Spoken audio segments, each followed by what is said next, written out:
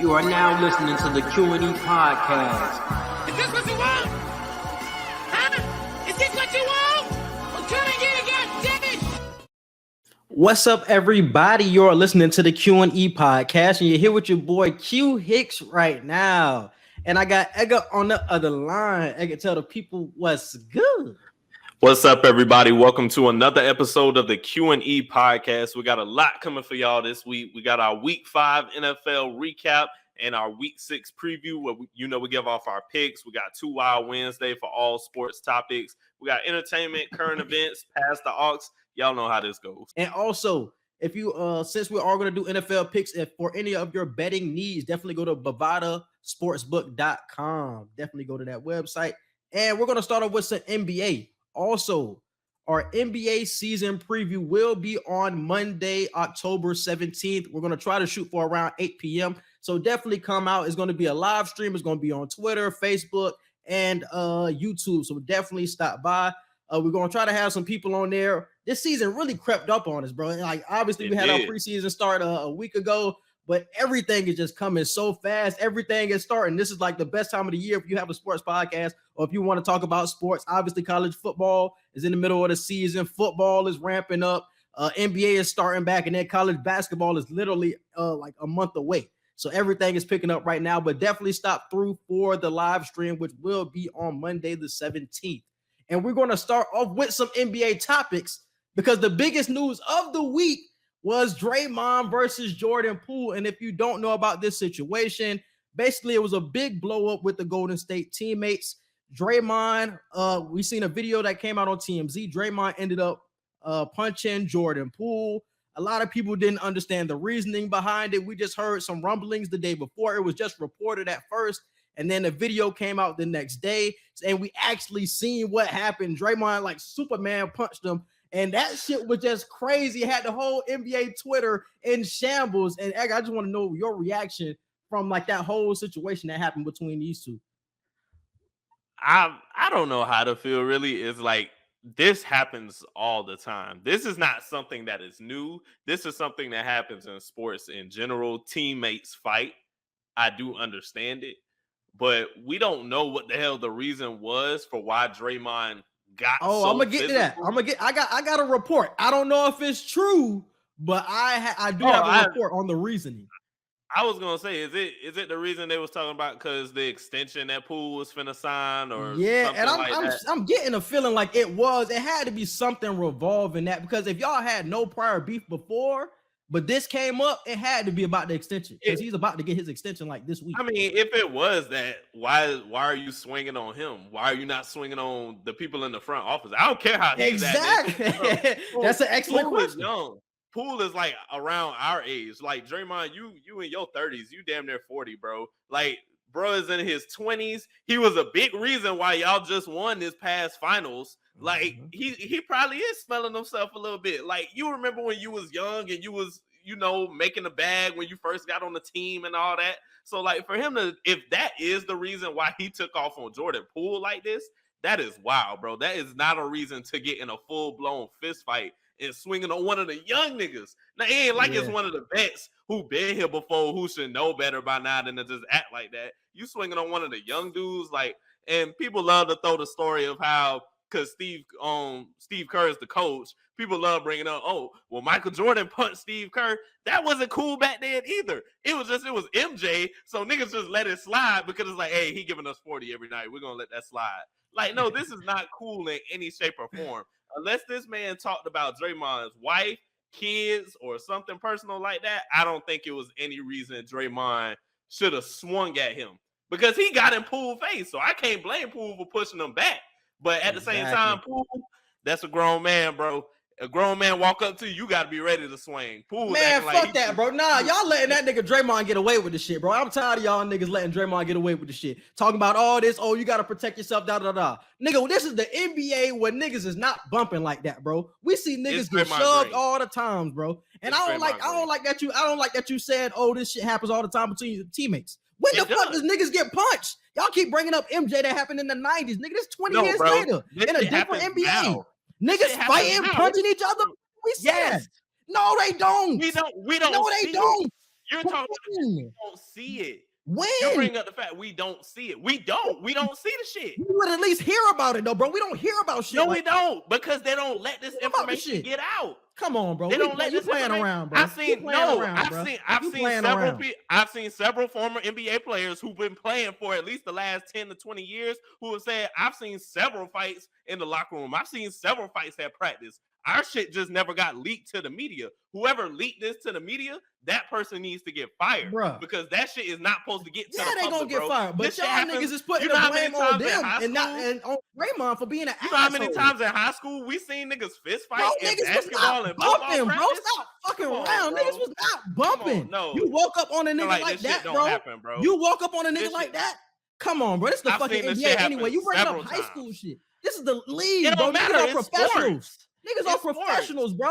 These are grown men in practice. Come on, bro. Fuck no, bro. Fuck no. I'm not letting niggas get away. Y'all trying to let Draymond get away with the shit. Talking about this always happens. This don't always. Yes, y'all are, bro. Yes, y'all are. Talking about this shit always happens. This shit don't always happen, bro. Bro, come on. Real niggas like Steven Jackson talking about this shit don't never happen. Or you can't do that shit, bro. You can't. There's some points you can't get past, bro. Some points you can't get past, bro. From NBA players that say I ain't rolling with that, bro. Several times in my I'm not rolling. If fight altercation type shit, we've heard about altercations all the time. If you saying an altercation, I agree with you. The old shit's happen. Like teammates, yeah, they brothers, but they gonna show love and it's gonna be some fights. But niggas is really throwing punches. You beef, you walk up to me throwing an actual punch. That shit rarely happens, bro.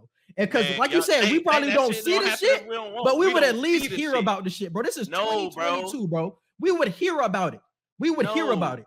The fact that we found out and saw this, we heard about it the day before. But we heard about it the day before it happened, that's what I'm saying, bro. That's why I said you would at least hear about it. This probably happens on that we don't hear about. Like this was not supposed to leak. This information was not supposed to leak. That's what I'm saying. It's the fault of whoever on the organization's staff, whoever leaked this information. It's their fault. It's not the fault of the players who bumping at practice.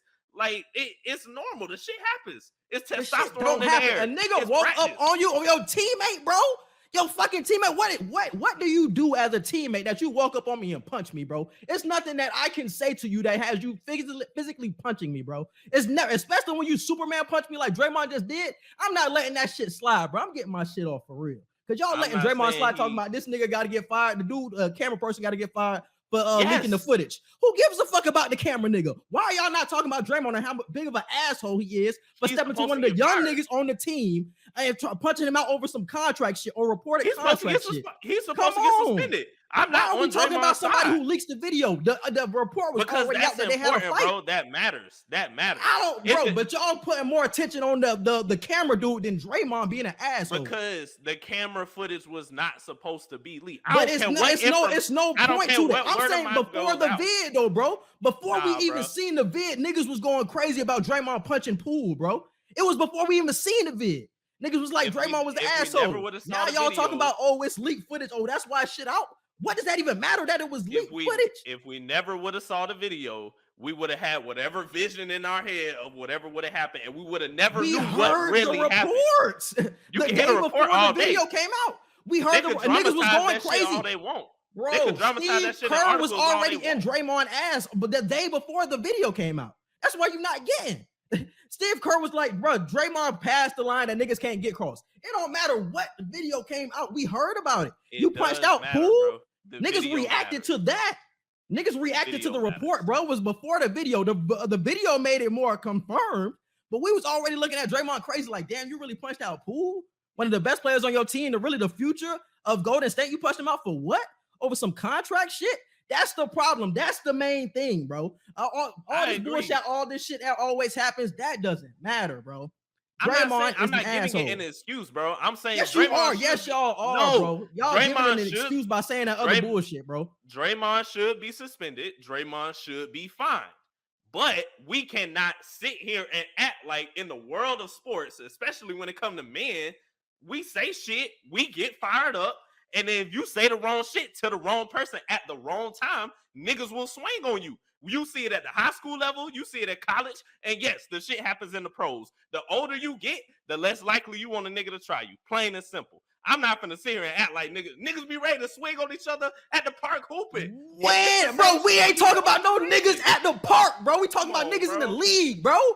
We see niggas about to fight all the time in the league. That shit never gets to punches, bro. The past 20 years, when the fuck we seen a punch, dog? We don't see it in the game. Especially when y'all teammates. Y'all niggas are teammates.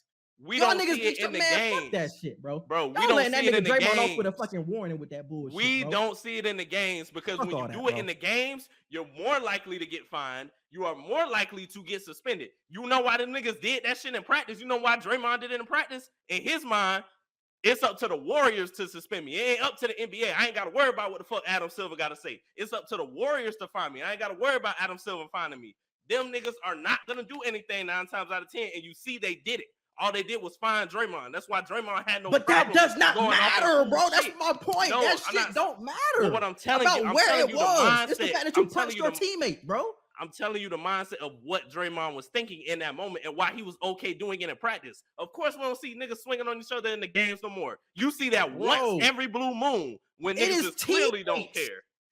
It is teammates, bro. I'm not saying it's right, but the shit shit 90s, happens, bro.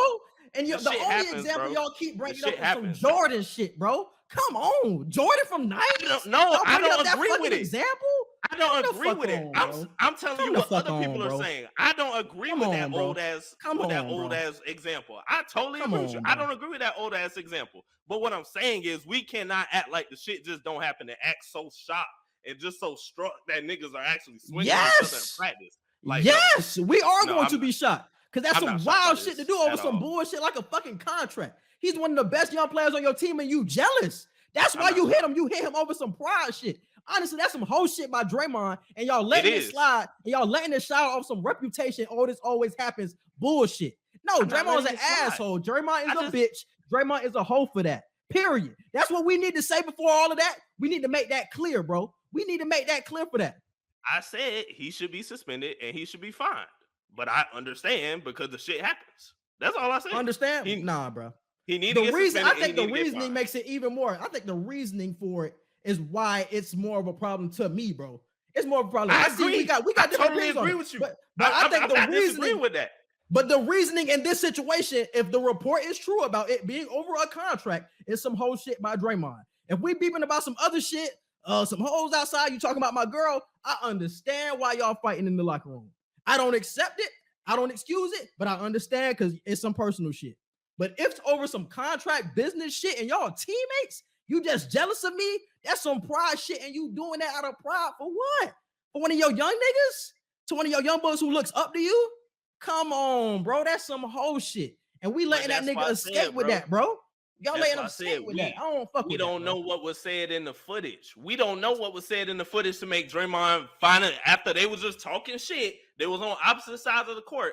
Whatever Jordan Poole said to make Draymond say, all right, fuck it, I'm finna walk over here. I get you that. We don't know. That's why I agree. That's why I agree with you, bro. If it is the contract shit, that shit is stupid. You have no reason to swing on a nigga over a contract. Be mad at the coach. Be mad at the organization for trying you like that.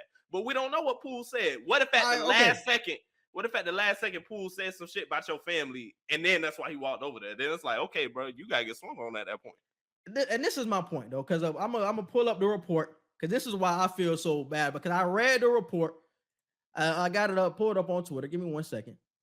I got the report, and this is like I said, this is reportedly. This isn't anything. We don't have any video footage of what was said. This is just from the article. They said, fast forward to Wednesday's practice. Our sources on site say Poole called several fouls during a scrimmage, and Draymond called him a bitch multiple times as a result.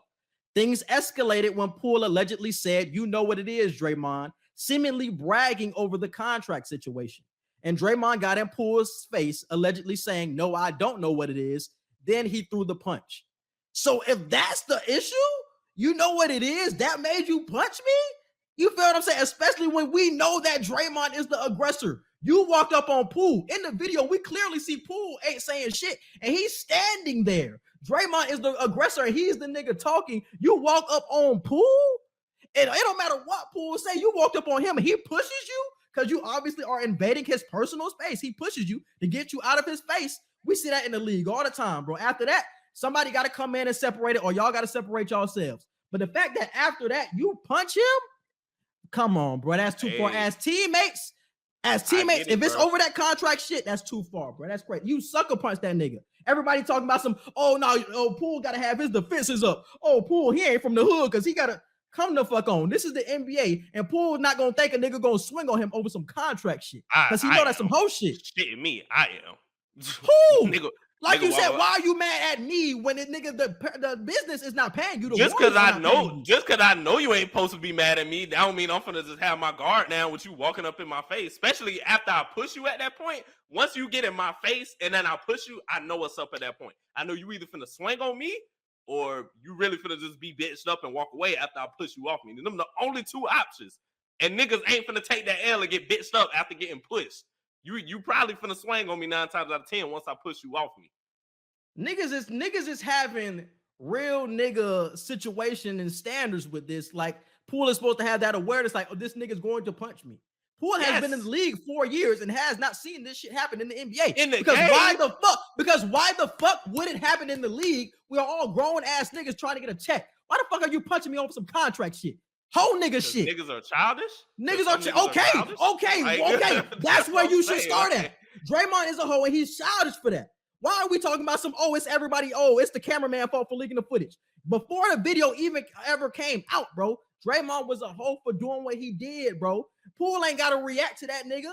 Oh, for punching him. You walked up on me, nigga. I'm supposed to expect you punching me after that? We in the league, bro. Come the fuck on, bro. Come on, bro. Hey, you get in my face and then I push you off, somebody finna throw something. Especially when you my OG, you my vet, and you do that shit to me. Oh, come on, bro. That's why after all this shit, I'm not mad at Golden State looking to trade him, get rid of him. Because it's like, bro, we know Draymond is the energy of this team. He's the heartbeat of this team. We understand all of that. But there's some things you can't get past, bro. Yeah, it wasn't the Steph Curry or Klay Thompson, obviously the cornerstones of this franchise. But Poole is about to get a major extension. Probably going to get $35 million. He is the future of this franchise. He's the future. So, exactly. So if he sees a problem with you, or if he goes to the front of it and say, hey, I don't want Draymond on this roster no more, Draymond got to bounce. Even though he is the heartbeat of this team, Draymond got to bounce because Poole is the future. Draymond, you 30-something. You can bounce, honestly. They got some young niggas on their roster that can probably fill in the shoes of you. So it's like I would think about getting rid of Draymond too. I would get rid of Draymond. After this year, Draymond would be gone, in my opinion. He would be gone. He wouldn't be a Warrior no more than me. I wouldn't be surprised. I wouldn't be surprised at that at all, bro. They say he want to play with Bron anyway, so shit. Niggas was saying that's what they was fighting about. They was like, Poole must have said something about Bron. Them niggas started to throw foes, bro. Yeah, man, that shit just had me heated though, bro. Because like I said, I just felt that was some whole shit, bro. Like we can disagree on how we feel about it if the shit always happens or nothing like that, bro. But as teammates, as grown men, as niggas who won championships together, we fighting over money that I'm getting from the business, bro. Like if you got a problem with the business, you don't got a problem with me. You don't have a problem with me. You don't get exactly. You taking your aggression out on me, bro.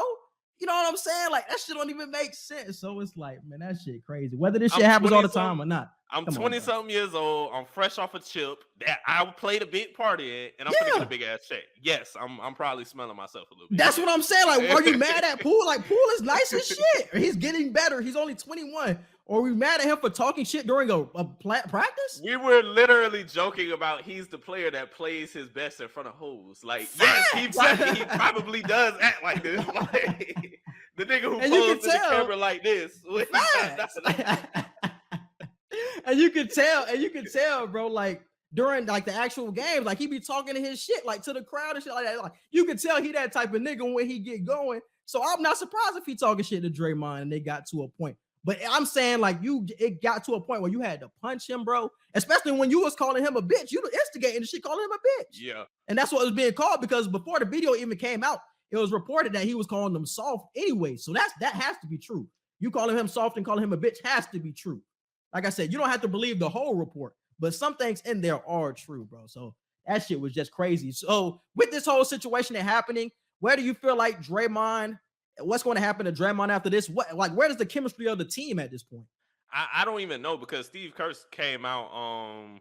Kerr came out today or yesterday or something. And he said him and Poole had a talk. The team had a talk, and there was some type of patching going on with what happened in the situation. And we know Draymond said, I'm gonna take a few days away from the team. You know, I don't know if he didn't get paid or not, but he did end up getting fined.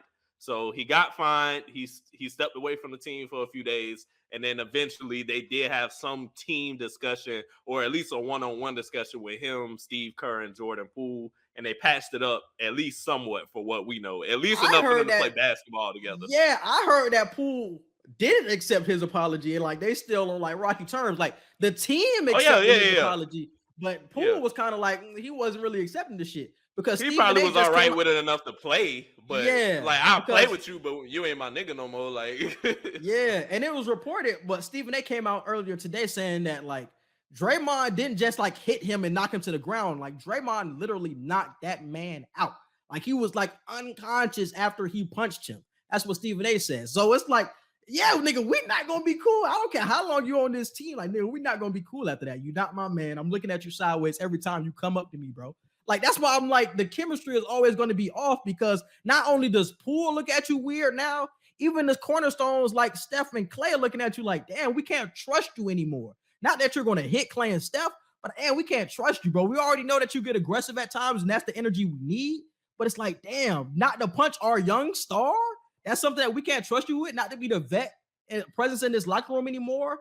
That's something that the whole Golden State organization has to look at, man. I think it's going to be a weird season for them.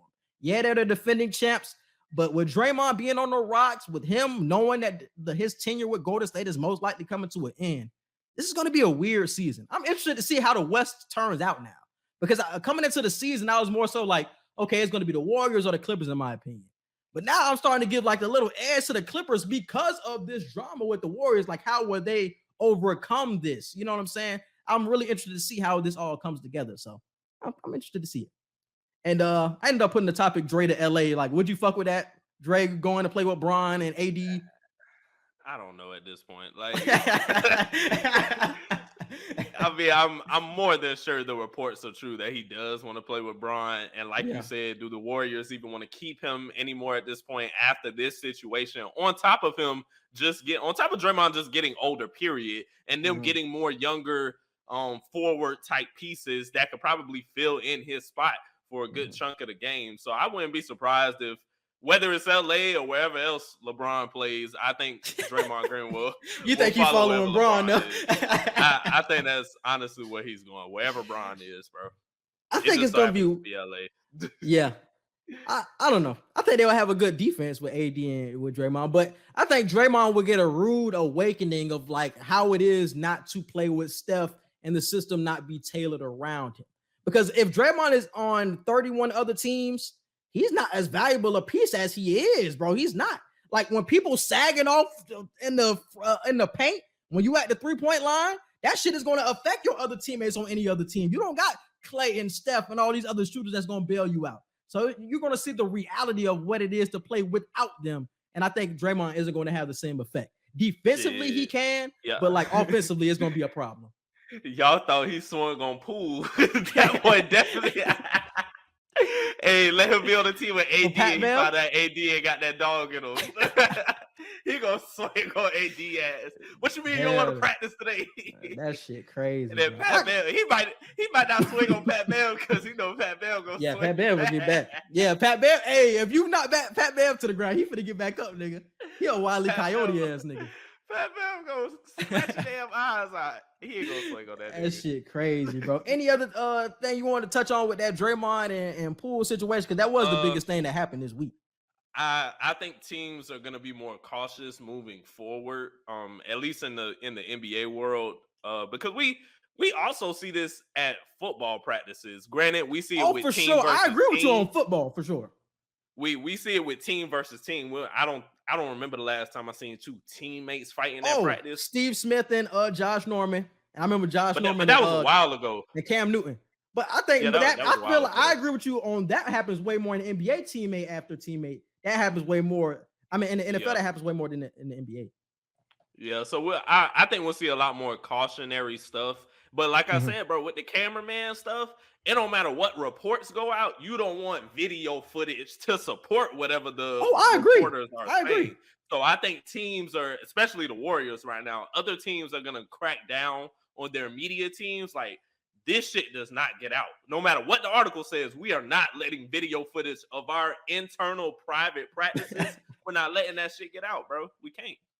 It's like, but at that same point, with the payday TMZ probably gave him, it's like, it don't matter who you are, what organization you are. If TMZ has offered me $100K for that video and I'm only getting paid 50 for the job I'm doing, I can find another job. Nigga, fire me, nigga. I'm gonna find another one while I'm sitting on this 100K that I just got from TMZ. Like, that's probably how this dude from the Warriors was thinking.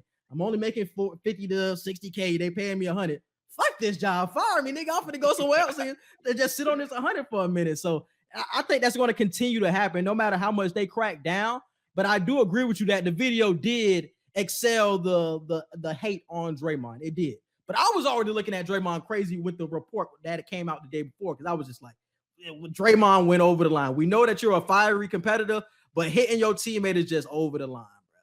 I just didn't like how much people were talking about the video person and the camera person over Draymond, because it became more about him than about Draymond being an asshole for punching his teammate. And that's what I didn't like. And I was just like, why are we doing it? You know what I'm saying? But moving on to some more, not really NBA news, but future NBA stars and Victor Wenbanyama and Scoot Henderson. They had a matchup last week. They actually had two matchups last week, but the second one, Scoot didn't really play in because he got hurt. But Wemby went crazy in both. Scoot went crazy in the first one. This is really the matchup of the future that we really seen. It was on ESPN2 last week. They played against each other. Wemby plays for some NBL team out in France or in Australia, and Scoot plays for the G League Ignite team. They ended up playing on Thursday night. I think in the first game, Wembanyama had like 37, 7 threes, 5 blocks. Scoot had like 28 and 9 assists. So we were really looking at the future of the NBA. These two are projected as the number 1 and number 2 picks, but all of the attention really went to Wembanyama being just a unicorn and just an alien, being 7'5" and doing everything that he does. So, like, Edgar, what was your biggest takeaways from like the game that when you watched it? My biggest takeaway was I was very impressed with Scoot, but I was just so impressed with Wemby just because I think since KD, I don't think I've seen a man that smooth at that size, just with the way the ball just rolls off his fingers with his jumper, the way his three looks so effortless, bro. Like the way he can just do that Euro step that he got through the paint. I'm like, bro, this man's 7'5" and he pulling tricks out the bag like he KD. Like this is a real KD comparison for real. He taller than KD, I'm sure. He's 7'5". So it's something that we haven't seen in a while, bro. I don't know about the taking him straight out of, like, because I forgot who said this, but somebody had said if he was around when Bron was in high school, Bron would have been the 2nd overall pick. Oh, he would have been. I was like, I don't that know. doesn't mean Bron isn't the better the player, but they, like, statistically and just like through the years, they always take size over the talent. Just go back to Greg Oden and like the Kevin Durant situation. That's true, but I was thinking from a aspect of it was the early 2000s where you could still be a lot more physical with how you played. And although, yes, they choose size as far as height, they prioritize that first a lot when it comes to picking players. But I think the build that LeBron had on top of the skills, I think that still would have made him the number 1 overall pick. Plus his IQ. I think his IQ showed a lot more even at his young age than I think it's showing with Wemby. Wemby has the skills. I just haven't seen him in a situation where he's really like running the floor at the same time. That's why I think Bron probably still would have been number 1, but Wemby definitely would have been a top 2, top 3 pick. No. And this is what I would say, bro. Wemby honestly is the greatest NBA draft prospect that I have seen. I'm somebody who was young when Bron was actually coming out, so I didn't see young Bron. Obviously, I can look back at how good Bron was, but he's personally the greatest one I've seen. To do what he can do at 7'5", shooting threes, running the floor, has the footwork. Like, I've never seen somebody 7'5" and not really be clumsy at that size. You know what I'm saying? How coordinated he is, blocking shots. It's like nobody can really get around him, even though Scoot had a couple of layups around him.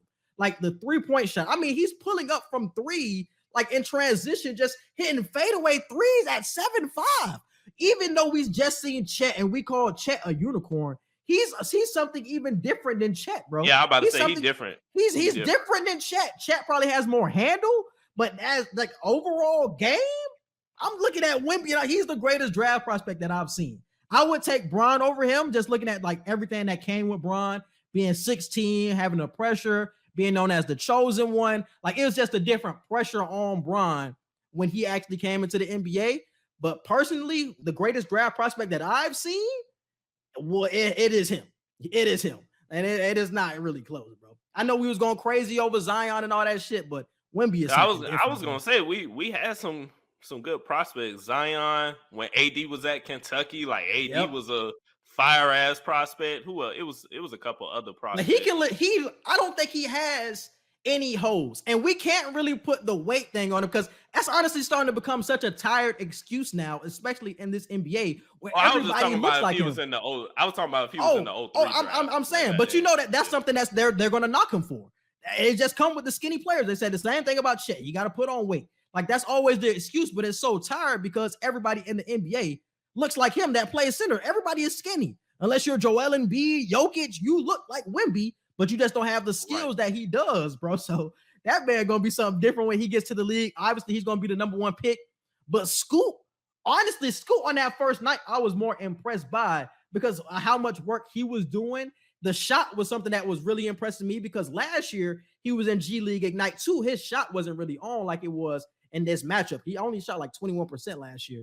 And he shot like 50% during these last couple of games. So definitely excited for him because he reminds you of like a Ja Morant, Colin Sexton, but way better Colin Sexton. Like he reminds you of one of those type of prospects. Like doesn't have the jumper all the way yet, but the athleticism is there. He can step in the passing lanes. He can create. He had 9 assists in that game. So he's going to be a stud in this league too. And these two are going to be compared in the league for a long time, bro. So definitely excited for the 2023 draft class.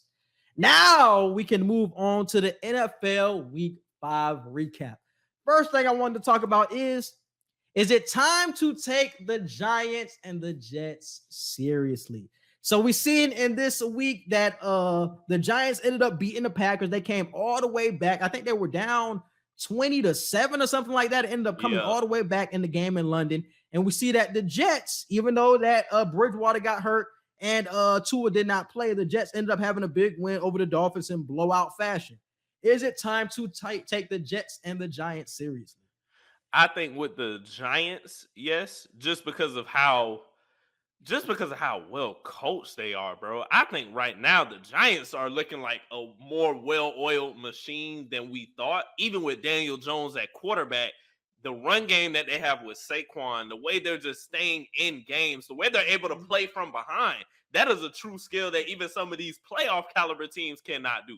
That was a knock on Lamar Jackson for like the first 2.5, almost first 3 years of his career so far. Of like Lamar can't play from behind. Like even Aaron Rodgers, we criticize Aaron Rodgers a lot. When A-Rod playing from behind, we don't even know if he got that comeback in him for real. So the fact that the Giants are doing well with playing from behind right now, they're playing aggressive. Daniel Jones is not even looked at as somebody that has to play great for them to win.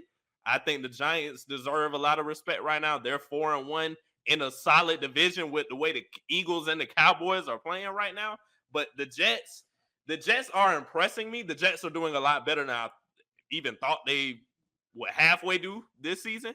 But I don't think it's time to take them serious yet. We already projected that the Patriots will probably be 3rd or 4th in the division. So them being better than the Patriots right now. Don't lie, nigga. Don't. You said they were gonna be above the Jets. You said the Patriots were gonna be above the Jets. No, I did, but the fact that they're the fact that they're fighting for the 3rd spot with the Patriots like isn't a shock though. Honestly, I thought the Patriots would be above them even if they had the same score. That's funny because Miami, who we all had high expectations for since Tua's gotten hurt, they're in 4th in the AFC East, and they're battling with the Patriots for 2nd now. So they're 2nd, and who else is in the AFC East? I'm blanking on who is 1st right now. The Bills. The Bills are 1st right now in the AFC East. So the Jets are right there, but we're gonna find out a lot about the Jets in this next month because they play against the Packers, the Broncos, the Patriots, the Bills, the Patriots again. I feel like we're gonna learn a lot about them, bro. Obviously, going up against the Bills, that's probably an L. But playing against Aaron Rodgers and the Packers, obviously going to be a tough test. Aaron Rodgers, one of the greatest that we've ever seen. And playing against the Patriots, even though Mac Jones could play that game, just going against Bill Belichick and getting over that hump of the Patriots will be something that I think is a big stepping stone for the Jets. So I think over this next month, we will find out a lot about them. But I think this is a big win. Even without Tua and without Teddy Bridgewater, this was a huge momentum win. And I was really happy with the things that I seen from Zach Wilson and from that defense. Because that defense is what's really impressing me, bro. That defense, they drafted a lot of young pieces. Sauce Gardner looking like a good number one, could be off defensive rookie of the year. DJ Reed, Jermaine Johnson, that defensive line, they have some good young pieces on defense that we have to continue to look out for. So I'm excited to see the Jets, but I won't speak too soon on them. So I won't take them too serious, but over this next month, we're going to see what team they really are. But for the Giants, I think it's time to take them serious. Once again, it's about the defense, but it's another key fact, and I think we're starting to see it with Cooper Rush as well, how valuable somebody is when they do not turn the ball over. And Daniel Jones in his first couple of years, that's what he was known for. Danny fumbles, Danny picks. Everybody was trying to call him Danny Downs, but that was more so what he was known for, the picks and the fumbles. But the fact that he's not turning the ball over as much this year is really maturing with this team. He doesn't have all the weapons. The wide receivers aren't there. Yeah, you have Saquon Barkley, but he's making it work with a game manager perspective. And that's what's really keeping them in the game. And the defense is just holding teams to enough points that the offense can catch up. And Saquon is having a resurgent year. We have to give him a lot of credit for coming back from all of the injuries and still persevering and getting to this point right now, looking like one of the best running backs in the league. So I think the Giants are more serious than the Jets. But once again, we're going to find out more about these teams down the line. But that was a huge win over the Packers, though. Moving on to the next topic I have. Can the Cowboys defense carry them to a Super Bowl? So we're seeing the defense for the Cowboys do their job once again, hold Matt Stafford and Cooper Kupp to 10 points, did their job. Cooper Rush did what he's done for the past 4 weeks, and that's win games. Running game was on point. But now we're starting to hear the Super Bowl thing with the Cowboys now. It might just be delusion from Cowboys fans, but the defense does look legit. So, Edgar, can the defense carry them to a Super Bowl? We haven't seen the Cowboys look this good since that 2016 season when Zeke and Dak first walked in the building. This is the best they've looked since then. And I think it's not too crazy to say that this defense can carry them, to a Super Bowl. Whether it's Cooper Rush staying at quarterback for the next few weeks or whether Dak comes back sooner than expected and plays like that. But it's all going to depend on what the scheme is, what the offensive scheme is when Dak comes back.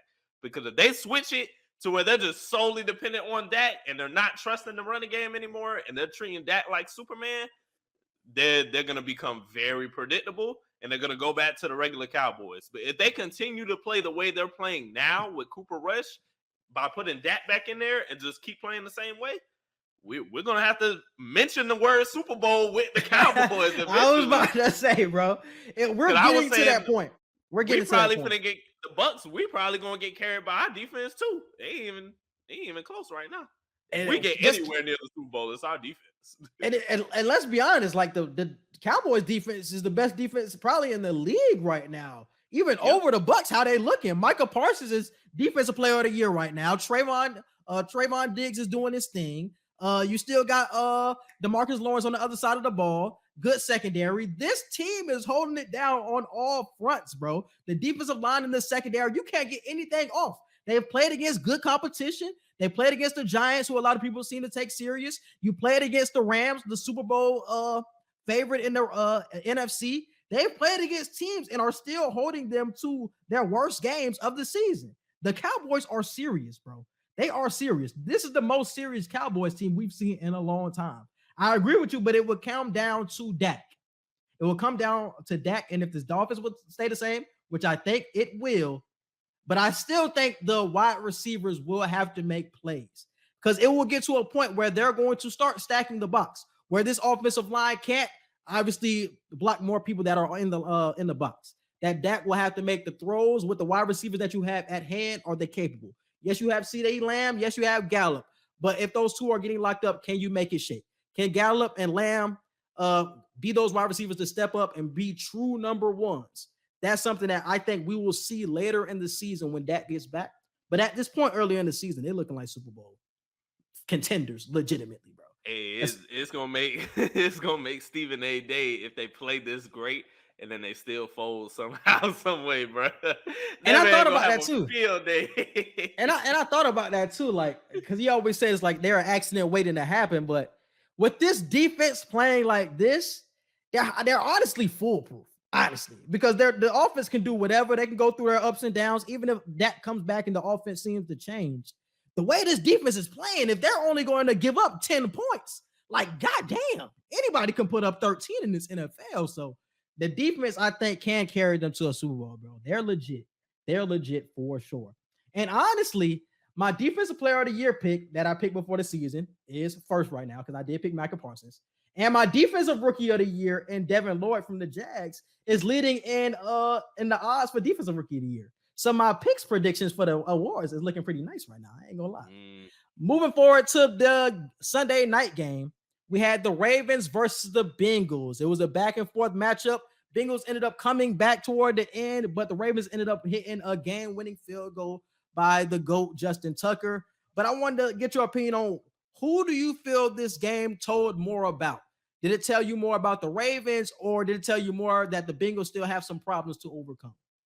I think it told me more about the Ravens just because y'all are still letting this happen. Y'all are still letting teams come back somehow, some way. They're not figuring out a way to just completely finish a game without it coming down to a last second. Justin Tucker, of course, Justin Tucker is automatic. He gonna make the damn field goal, but it shouldn't come down to Justin Tucker in just about damn near every game you play right now. Like the Ravens, they can have a 14-point lead, 21-point lead, come down to it, 8 minutes left. You got to hold your breath because you really don't know if the lead is going to stay that entire time. Yeah. So it's telling me more about them and their defense not getting the job done with keeping the score wherever they need to keep it, as opposed to the Bengals, who are, I don't want to say they're, what's the word? It's not a Super Bowl hangover, because if it was a Super Bowl hangover, like, I feel like it'll look a lot worse. Like, I feel like they'll just look completely terrible. But things have changed. Things have changed for the Ravens, not the Ravens, but the Bengals. The thing about the Ravens, I thought their defense played pretty damn good, not letting the Bengals really go off, because we seen the Ravens play against the Bengals twice last year, and the Bengals were going crazy. I mean, Jamar Chase was getting loose, T. Higgins, wherever, they were getting loose all over that Ravens secondary. So only holding the Bengals to 17, I thought they did a good job. Lamar should have put up more points. He had a lot of missed throws, a lot of missed opportunities. I think he could have played better, but they ended up getting a win regardless. I think this game told me more about the Bengals, though, on how things are changing in terms of how people are playing Joe Burrow. Yeah, we can talk about the offensive line, but I thought the offensive line played pretty solid. I thought it really came down to Joe Burrow as running against zone defenses like he didn't play against last year. Last year, he went against a lot of man defenses, and they were doing one-on-one coverage with Jamar Chase, and he was attacking that matchup at all times. And in this matchup against the Ravens, they played in zone the whole game. And the Ravens are a predominantly man team, but they played in zone the whole game, and they shut down everything. They were forced to run the ball, something they really do not want to do, because they want to throw to Higgins and want to throw to Jamar Chase, and they want to throw to Boyd, and he couldn't get that. And we've seen a lot of batted passes from Joe Burrow, something that we never see. I mean, 4 or 5 passes were batted down by Jason Pierre-Paul during this matchup. That was rare. So I think those changes from defense is not guarding Jamar Chase the same way, not guarding Joe Burrow the same way. That's why we're seeing the complications in this Bengals offense right now. It's not as explosive as it was last year because teams are completely playing them differently, and we're seeing them trying to adjust to it right now with the Bengals. And they're really struggling. They're really struggling. I think that's my biggest takeaway was the Bengals. So they still got some stuff to overcome with, bro. I agree. Burrow has to get a lot, and it'll come with time, but he has to get a lot better at reading zone defenses. You have an elite receiving core. Your O-line is playing better. Now it's just going to come down to you as the quarterback of finding the right pockets to throw your receivers into open spots. And like you said, his vision has to get a lot better. You can't have 4 to 5 batted passes, especially if they're coming from damn near the same player each time. You know, so Mm-hmm. I think he just has to get a lot more aware. If he's not going to be that mobile, he has to get a lot smarter from the pocket and be able to find those gaps in those coverages. But I honestly, like I said before, I was happy with the performance that the Ravens defense played, changing the game up, playing zone most of the time. Jason Pierre-Paul, he was a free agent for the first couple of weeks, but he's like the damn near the best defensive player for the Ravens right now. I think he had a sack, he had like 3 batted down passes, and like he looks fresh right now. So definitely shout out to JPP. But once again, the offense for the Ravens is something that we're going to continue to talk about. It's going to sound like a broken record. They do not have enough weapons, bro. And I can't just put it all on the weapons. Like I said before, Lamar did miss a lot of throws that could have been touchdowns in this game, but I still don't think they have enough weapons, bro. And they ended up, I think Bateman didn't play in this game, so that made it even harder. Duvernay had some big plays, but they just need more weapons for Lamar, bro. And Lamar got to hit them when they open for sure. And moving on. We got the Matt Rhule news. Matt Rhule ended up getting fired from the Panthers. It was happy days for me being an old Panthers fan right now. I was happy. He's the reason I'm not a Panthers fan anymore because he got rid of Cam, and then he started changing around the whole system. We started playing trash once he became the coach. So I'm glad that nigga gone. I might actually be a fan again now since he out of there because I'm hearing that Sean Payton, this was a move for Sean Payton. So if Sean Payton coming to the Panthers, we get Bryce Young. We could be in business if we the Panthers. I don't know. But another thing that I'm hearing about this move, since they fired their coach, Matt Rhule, and most of the staff will be gone after the season, a lot of the big name players on the Panthers could be on the moves. One of them is Christian McCaffrey. A lot of people are saying, oh, maybe he goes to the Bills, who are running back away. Maybe he goes to some other teams that are, they need that boost in the running game. So it's something that can really come from the fallout of the Panthers. They have Brian Burns, a really burgeoning player who is up for a contract extension that a lot of teams will be looking for because I think he's second in pressure rate in the NFL. Like he constantly gets to the quarterback. So Brian Burns will be a name to look out for when we get closer to the trade deadline. It's some good young players that you got to look out for. But how do you feel about this Matt Rhule situation? It was about time. Shit. Yeah. we I just wanted to get my rant off. Yeah, I just wanted to get my rant off, my nigga, because I was just tired of dude. Obviously, he came in heralded out of Baylor. Everybody thought he was going to be the next one. They signed him to a 7-year contract. So a lot of people were expecting him to be the future of the Panthers. But in the first year, sometimes you can just see it with a coach. Like we see it with the Giants and Brian Daboll. You just see it, bro. Like, damn, he turned around a team. This is the same Giants team from last year, which was trash, and he's making them good with his coaching. Not having Daniel Jones turn the ball over. You can just see your boy last year with T Law in Jackson. Yeah, the same shit. Like you got that nigga ain't it. They got rid of that nigga after 1 year too. You can tell that nigga was not it, bro. Hey, that boy got caught at the adult club. Yeah, it was over at that point. Oh, facts. That really was it.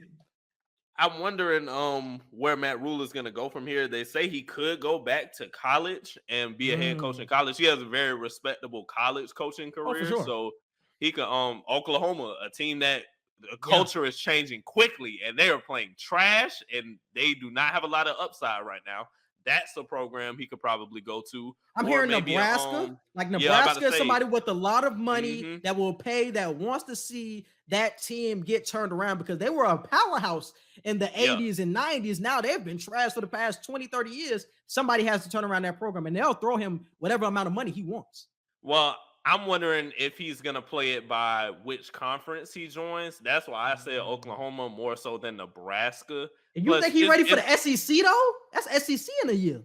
It is, but you got better recruiting options, and you just got a better chance of, once you get those recruits, you got a better chance of being more notable and having a better shot at a title. If you go to Nebraska, you got to be okay with just winning your conference and still not getting any recognition. But that's big for them, though. That's big for them. Like everybody has different standards. Yeah. But it depends on what he wants to do. Does he want to bring back an old powerhouse, or does he want to join a program that isn't far away from being right back in the mix Yeah. of the playoffs. Like it just depends on what he wants to do with that. Because Oklahoma still has the talent, but you've seen it in this game versus Texas on Saturday. Like, But them that boys shit gonna just- transfer if they don't Yeah, get no they coach, finna them boys transfer. start- Yeah, they finna they transfer. start for sure. like fly. yeah, they gonna transfer. So it's like that might turn into a rebuild quicker than a lot of people are expecting as well. Yeah. So he still might have to put in some work for that one, but it will be interesting. But I'm glad he's out of the NFL though. So moving on to the NFL Week 6 preview, we got some good games coming up this week. Once again, one of them is not Thursday night football. Not looking forward to that game, but we got to deal with it. Commanders versus the Bears. What else we got Got to this fix something about this damn Yeah, Thursday. every Thursday night football game be just weak, bro. Last week was Bro. who played last week?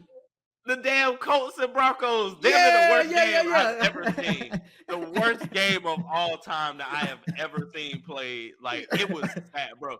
It couldn't have Mhm. gotten any worse, and it kept getting worse every single time. Mm. And then they got the nerve during the game to be like, be sure to catch us next week with the Commanders and the Bears. I was like, bro, We not coming back for this shit.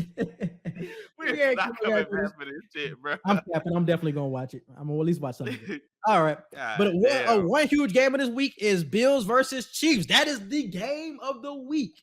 Bills Oh, yeah, versus for sure. Chiefs. Obviously, the Chiefs had a huge win versus the Raiders on Monday night. Bills blew out the Steelers. This is the game that we all want to see because this is the game that we got to see Josh Allen take that next step. Can you get Facts. over Mahomes? So we have to see it in this game, or Because this will be a huge sign. I'm telling y'all, Quincy just said it. If I love Josh Allen, I've been big on the Bills. I ain't picked them this year. I told y'all before the season even started, I ain't finna pick the Bills this year because I refuse to be upset. If they win, great, but I ain't gonna be upset if they don't. So I prepared myself. But if Josh Allen does not beat Patrick Mahomes this weekend, the Bills ain't doing it, bro. I'm gonna tell you right now, the Bills ain't gonna do it. They're not gonna do it because that means Patrick Mahomes got your number, bro. We said that about Lamar. Who did we say that about Lamar Jackson with?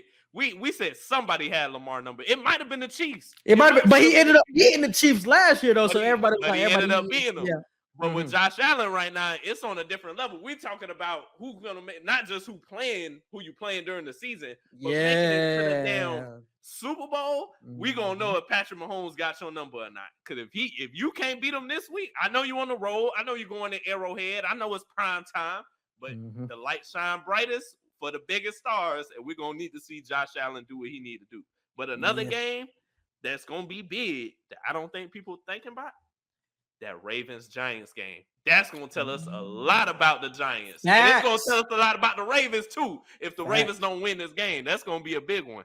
Especially with the Ravens having the track record of getting come back on, especially with the Giants being like the cardiac kids always coming back. All right.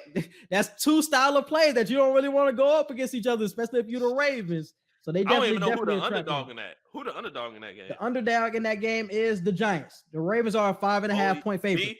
On Bovada, Ravens. Ooh, if they beat the Ravens, bro, that's upset of the week. That's upset of the week. I don't give a damn. That's tough. And we also got the Cowboys versus Eagles. We're seeing who the cream of the crop in the NFC East is.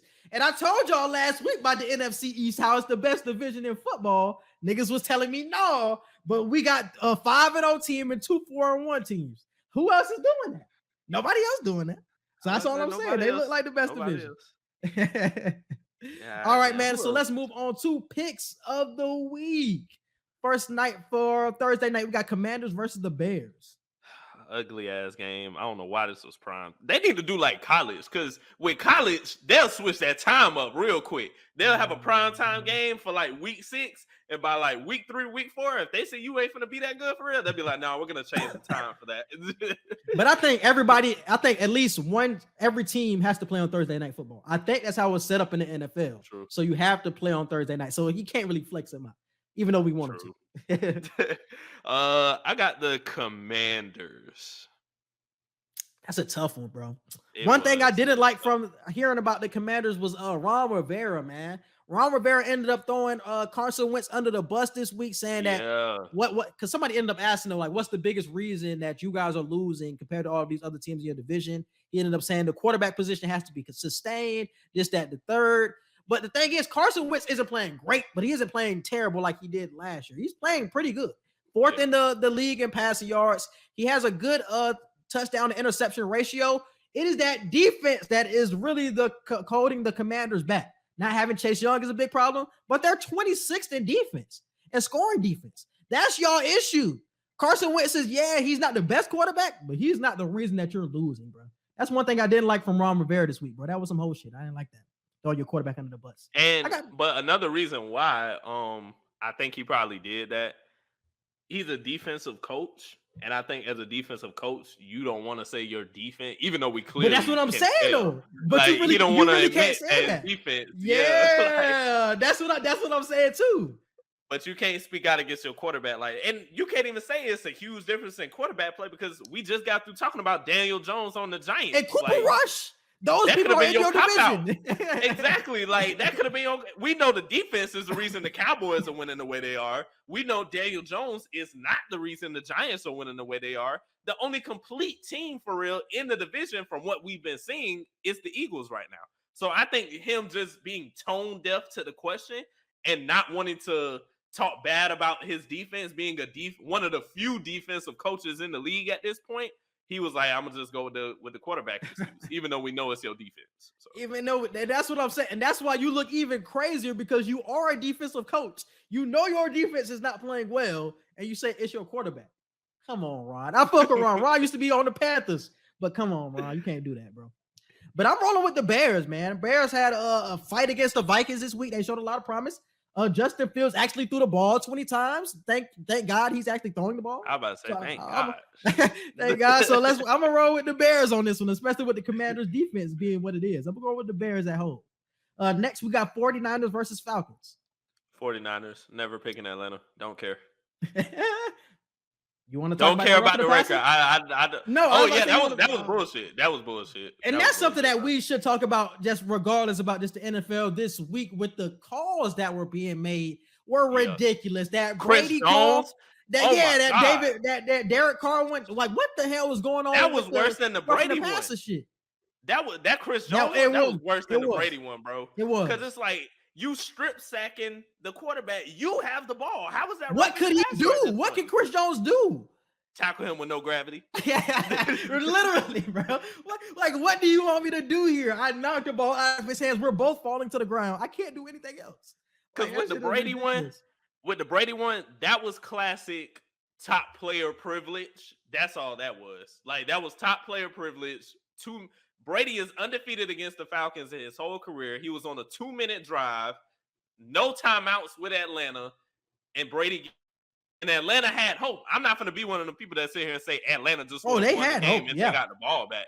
But they had hope. They were upset that they didn't even get the opportunity to get the ball back. And that's where I was understanding, because they were down by 5 or 6 points. They were down 21-0 to start the game, and it was 21-15 at that point in the game. So it was like they had the momentum.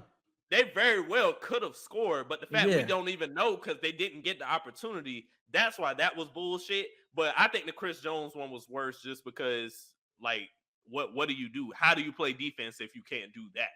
And this is all a byproduct of what we've seen with Tua. We seen Tua have those the concussion, the head injuries, and the whole NFL is like trying to take a step back of like, oh, we gotta really hammer down and roughing the passer. We don't want our quarterbacks to go through this. So I think that's what we're seeing now, but it's too far.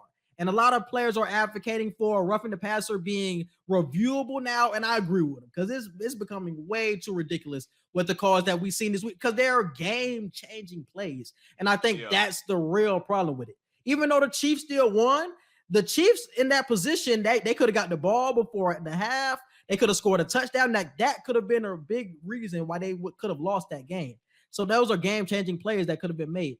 And with that Brady call, go ahead. I was gonna say, Michael Parsons, he was one of the several defensive players that spoke out on Twitter.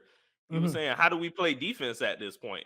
Because if we're tackling quarterbacks and can't like slam them to the ground or bring them to the ground, they can still throw the ball while we got them wrapped up. So y'all want us to just let offensive plays continue through the whistle because we can't fully tackle a quarterback?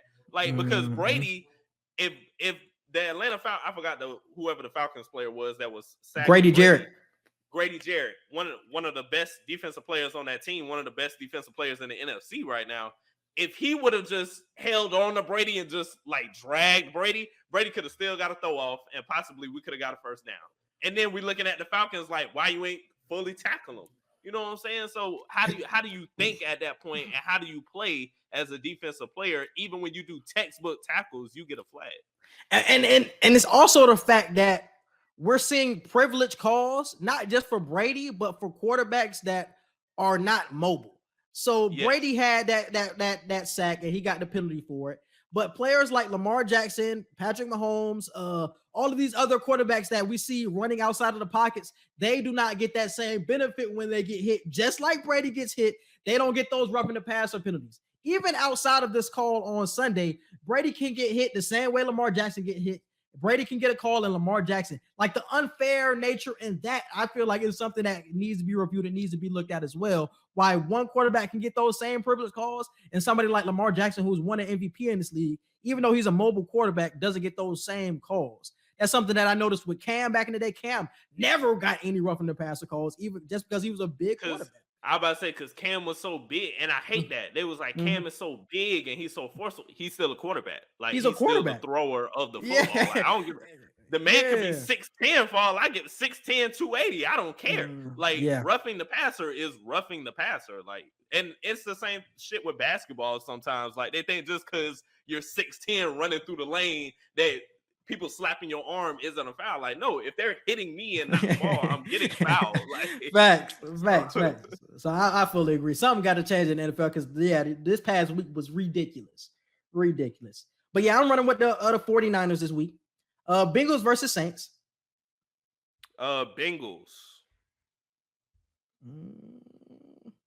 Don't do it. The Saints ended up winning this week, man. So I'm glad they actually got the win, but that was a damn fluke. Please pick the Bengals. I'm gonna go with the Bengals, man. I was pissed about that damn game too. Oh my god. They ended up. Who the Saints played? Seahawks, and that shit went to the wire. Oh yeah, okay, yeah. I was like, oh, come on, Gino, get me this dub. The boys let me down. I was like, y'all let Andy Dalton do this. Bucks versus Steelers. I got the Bucks on the road. We need this win. We need it. Yeah, I got the Bucks. Jags versus Colts. Jags. Yeah, for sure, Jags. Jets versus Packers. Even though the Jags missed slipping, I got to call it out how I see it. The last couple of weeks, T-Law, you ain't been looking like that nigga, bro. I was on you, bro. I ain't gonna lie. I was on you after the third week. Last couple of weeks, bro, you've been looking ass, bro. I ain't gonna lie. You've been looking ass last couple of weeks, bro. It's the Jags, bro. I'm telling you, but I trust them more than the Colts at this point. Nah, for sure. I got the Jets, another big upset week. Even though the Jets are looking impressive, it's Aaron Rodgers and you on the road. That's a huge upset if you get that dub. So I got the Jets. That's a tough one, bro. Especially how Sauce Gardner playing. Whoever your number one, he finna clamp down. He got some of the best defensive stats this year too, bro. Like, that's what I'm saying, bro. They say he can make a Pro Bowl like his rookie year. He could be a rookie Pro Bowler, bro. Like he that nice right now. Yeah, because I think it's him and Devin Lloyd are like neck and neck for like defensive rookie of the year right now. So yeah, he doing this thing. Damn, man. Am I really on this Jets bandwagon? Yeah. Give me the Jets. Bandwagon. I'm talking about me. Oh. Give me the Jets. Patriots versus Browns. Damn. I can't even recant my pick because I already put my picks in. I picked the Browns. I think that's gonna be tough though, but I got the Browns though. They at the crib. So yeah, I'm rolling with the Browns. Ravens versus Giants. The most interesting 1:00 game. And the Giants at the crib. But I like Lamar, bro. I don't want Lamar to take an L like this to the Giants. Oh my God. I like what I'm seeing from the Giants, bro. I'm gonna go with the Giants on this one. They just look perfectly coached right now. Coach of the Year nominee for sure at the moment. For sure. I'm gonna go with the Ravens, bro. Come on, man. Y'all gotta do something. The offense gotta step up. Vikings versus Dolphins. I'm gonna go with the Vikings. This honestly just depends on who is playing quarterback because I know it's not gonna be two this week. Yeah, I know it's not gonna be two. I know he's not gonna be cleared this week, but if Teddy Bridgewater plays, that makes a difference as well. So I like Captain Kirk on the road. why are the Vikings 4-1, bro? Like, I'm getting the same feeling. Like, I'm getting the same feeling Stephen A usually gets by the Cowboys. Like, something finna go wrong with you niggas. Like, them just being 4-1 is weird as shit to me right Hey, now. they're the weirdest 4-1 right now. Yeah, it's just like, why are y'all 4-1 for real? Like, but I told y'all, bro. The Vikings. I gotta look at the schedule. Who have they played, bro? No, who have they played? I gotta look at the Saints. They who they played? I gotta. They beat the Saints in London. They beat the Bears. They beat the Lions, and they beat the Packers. The Packers are a respectable dub. The Saints at the time, well, no, because Winston wasn't playing. I mean, I guess they good W. You got the Bears. The Lions was a respectable dub. I say yeah. But I feel like that Eagles game really told us who they were. That 24-7 really told us like they ain't really like that. So it's like, I don't know, bro. But they're playing the Dolphins with a hurt quarterback, so it's like, damn. I'm gonna go with the Vikings. That dub over the Packers said a lot. No, the dub over it did. So the dub over the Packers and then the dub over the Saints, those are two respectable dubs. And then that Lions dub, it's like, yes, the Lions, but the Lions been scoring like crazy on everybody. So I got to respect at least the Saints and the Packers dubs. I'm going to go with the Vikings. Cardinals versus Seahawks. I think I picked the Seahawks again. Gino, please don't let me down 2 times in a row like this. I'm rolling with the Seahawks. Yeah, I'm rolling with the Seahawks, man. Panthers versus Rams. And they had the crib. Panthers versus Rams. Rams, not even close.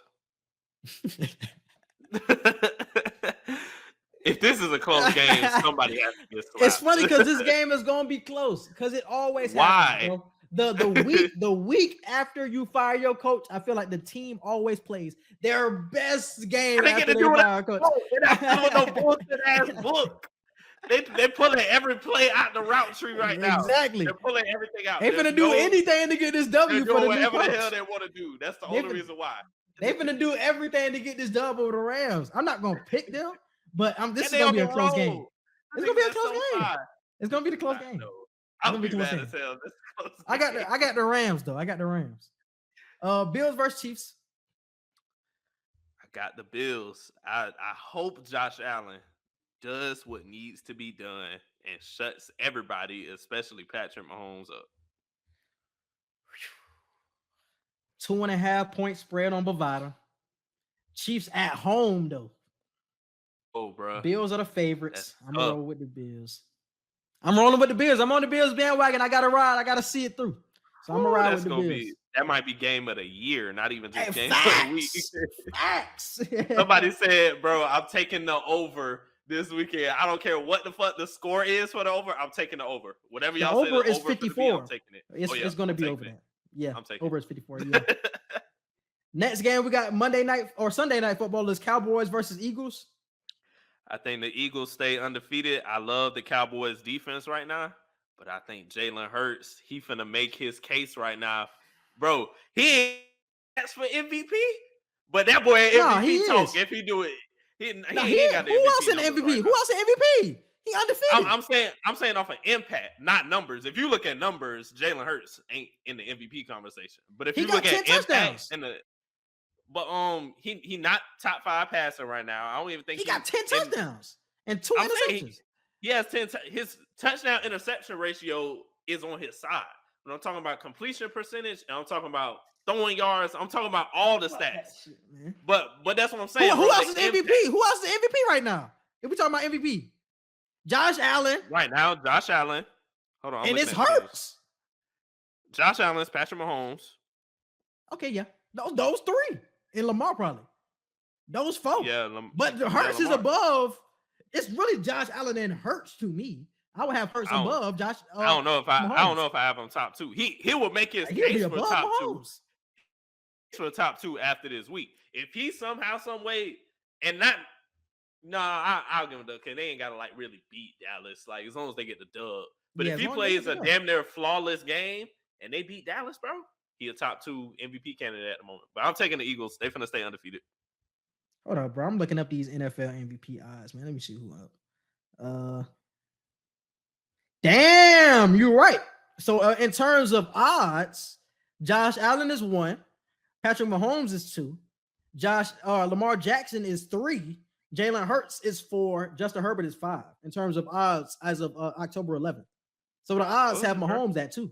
That's crazy. How this nigga undefeated in 4? But because the stats not on his side, bro. He got 10 touchdowns. The dubs that he's getting and the way he's getting them based off of the eye test, hell yeah, he an MVP candidate. But if they try to bullshit that and go mostly off of stats, he ain't in the league right now. So that's the same shit that they was trying to give Cam, but Cam had the rushing TDs. I feel like niggas are not accounting that. He has 8 rushing touchdowns. I think he only has 2 passing touchdowns. So everybody see 2 passing touchdowns like, oh, he don't got the pass. But if you combine them, he has 10 touchdowns on the season. Facts. Like that matters. The rushing yards that he has matters in the MVP case. I think he's still gonna be in the fight toward the end of the season. So I ain't gonna get too mad about it right now. And but damn, who do I got though? The Eagles at the crib, 6.5 point spread on Bovada. But that Cowboys defense though, bro. This the toughest game the Eagles done had, bro. That offense might not look the same. That's going to be an impressive road dub for Cooper Rush if the Cowboys get that dub, though. We know the defense going to be a huge reason. But if Cooper Rush don't make no mistakes and he picked that defense apart a little bit, Cooper Rush finna get a lot of respect if he walk into Philly and get that dub. But I'm taking the Eagles. I trust them to stay undefeated. Damn, bro. That's a tough one. Fuck. I'm going to go with the Eagles on that one. I'm going to go with the Eagles. Broncos versus Chargers. I need the Chargers to win this. You can't let the Broncos come in on the road and get this dub. Like the Chargers, y'all gotta win this. Got to. Your rushing yards allowed. Hold on, bro. I gotta. Before I really make my confirmed pick, I gotta do some research real quick. Chargers got like a bottom tier defense right now. That's the crazy part. Offensively, they clicking a little bit, but defensively, the Chargers is ass right now. I'm talking about this Philly game. Does Philly have a good run defense? They have a top 10 run defense. I'm about to say they top 10 offensively and defensively right now. God damn. In damn near all categories. It's like I really want to pick the Cowboys. Something is telling me pick the Cowboys, but it's like, damn, I gotta roll with the Eagles. Because the Eagles, I think the Eagles, they lead the league in interceptions. No, the Cowboys lead the league in interceptions. Yeah. Damn, my bad. I had them mixed up. I'm gonna just stick with the Eagles, bro. But that's a tough one. That one gonna be close. It is. I would take Eagles plus 6.5 on that one. I think that's gonna be super close, field goal type game. I'm for sure going with the Chargers. I think that game gonna be a blowout. Moving on. I hope so. For sure. Moving on. Got college football week 6 recap. We got a few storylines for this week. Alabama pulled off a thriller against Texas A&M. That was a dogfight till the end. Bryce Young did not end up playing, but that game was crazy. TCU ended up beating the once undefeated Jayhawks in a thriller. The University of Tennessee thumped LSU, and UCLA topped Utah. Edgar, what was your biggest takeaway from this week in college football? My biggest takeaway, we got to talk about Oklahoma again, bro. I don't give a damn what y'all coaching situation look like. The respect that Oklahoma has, bro, to lose like that to Texas, I get it. It's Texas. But, bro, 49 shit, that was just... In a rivalry game, bro. In a rivalry game, bro. Like, and I seen some of the game. The players just... The heart wasn't in it, bro. It looked like them niggas just gave in. I'm like, what is going on right now with this team? That was the biggest upset. Hey, their hearts was in Cali, bro. Their hearts was in Cali with that nigga Lincoln, right? Their hearts was in there. That was the biggest upset, and not upset as like Texas shouldn't have beat them because Texas is ranked 22nd, Oklahoma isn't ranked. But I mean upset in terms of it wasn't even competitive at all. You could tell the game was going to be over within the first 5 minutes of the game. So that was one of my biggest takeaways. My second biggest takeaway, Tennessee looked like they might do it this week, bro. What I tried to tell y'all. Tennessee. Hooker looked like he might do it. Hooker look like he finna pick that. As long as he stay away from Will Anderson, he finna pick that Bama defense apart, bro. I promise to God. He finna pick Bama apart. I tried to tell y'all, Tennessee is for real. I know it was LSU. I know it was LSU, but that boy looked flawless. I'm telling y'all boys, Hendon Hooker is up there for the Heisman, bro. It's him. It's Bryce is still up there for me. It's Caleb Williams, and you obviously got Stroud. It's them folk. Like, bro, Hendon Hooker is up there, bro. And he's going to pick apart Alabama's defense. And they play this week. So, Tennessee. If Bryce Young don't play, it might not be close. I'm going to be real. It might not be close if Bryce Young don't play. I ain't going to lie to you, bro. I ain't going to lie. That nigga is legit, bro. He is legit. Especially if y'all going in dog fights with Texas A&M, bro. Dog fights with Texas A&M just got dogged by somebody the week before. Who the fuck they played? Damn. Mississippi State. Who the fuck Texas A&M played last week? They played somebody. I don't forget. They lost to somebody. They got thumped. Texas A&M played. Who they played the week before this? They lost to somebody, bro. You can keep talking. I'll find it. Yeah, but yeah, that game. Obviously, we had some questions about Milroe last week, but just seeing him struggle in real time, just seeing that obviously they need Bryce Young back if they want to be title contenders. Obviously, playing with an sprained AC joint is going to be an issue. So something that we just have to keep an eye on. It was Mississippi State. Yeah. So yeah, a team that got thumped by Mississippi State, y'all dogfight with Alabama. Y'all on upset alert this week. And I ain't even gonna lie to you. Texas A&M lost that game. I can't even say Bama won. That last play was terrible. What the fuck was that last play? Drive? The last drive, the refs were giving them the fucking game. Like, I was like, bro, that's 2 to 3 plays back to back against a Nick Saban defense that they're literally just letting you walk to the touchdown at this point. And like you said, that bullshit ass call they called at the end. I get it was your number one wide receiver, but you throw a out route to the end of the what? Oh my God. I'm having money, bro, in the middle of the field. I'm having everyone in the middle of the field. I'm not throwing no out route. For the money, you do that, Jimbo? Jimbo got a title, so it's like you can't question that nigga, but we gotta question that nigga, bro. What the fuck was that? And you an offensive coach? Yeah, you an offensive coach, and that's what you come up with. And it's crazy because they Texas A&M ended up going back to their the person who started at the beginning of the season, Haynes King, and that nigga ain't even good for real. Y'all was in a game with Alabama. It's like Alabama, like. It's so many questions. Like Bryce Young covered up so many holes for this team, and you just seen it on Saturday. And y'all lost to A&M last year. So if A&M would have beat y'all 2 times in a row without having any hopes of the playoffs, oh yeah, Texas A&M would have been talking that shit, bro. They would have been talking they shit. If they would have beat Bama 2 years in a row with no playoff hopes at all, they just get their season handled by saying we beat Bama. Oh my God. Facts. So damn. But at least Alabama pulled it out. They had a freshman quarterback, so at least they pulled it out, survived another week. But hey, Tennessee coming to town.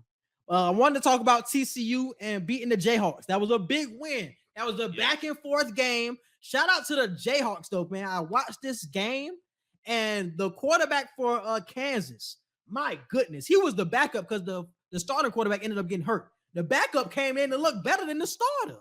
That nigga was throwing bombs down the field, throwing strikes like he been playing for 3 years now. That nigga was solid. I forgot his name, but the nigga was good for Kansas. Kansas is going to be good for a long time. Like their football program definitely has been turned around. So definitely shout out to them. But TCU won that game, so shout out.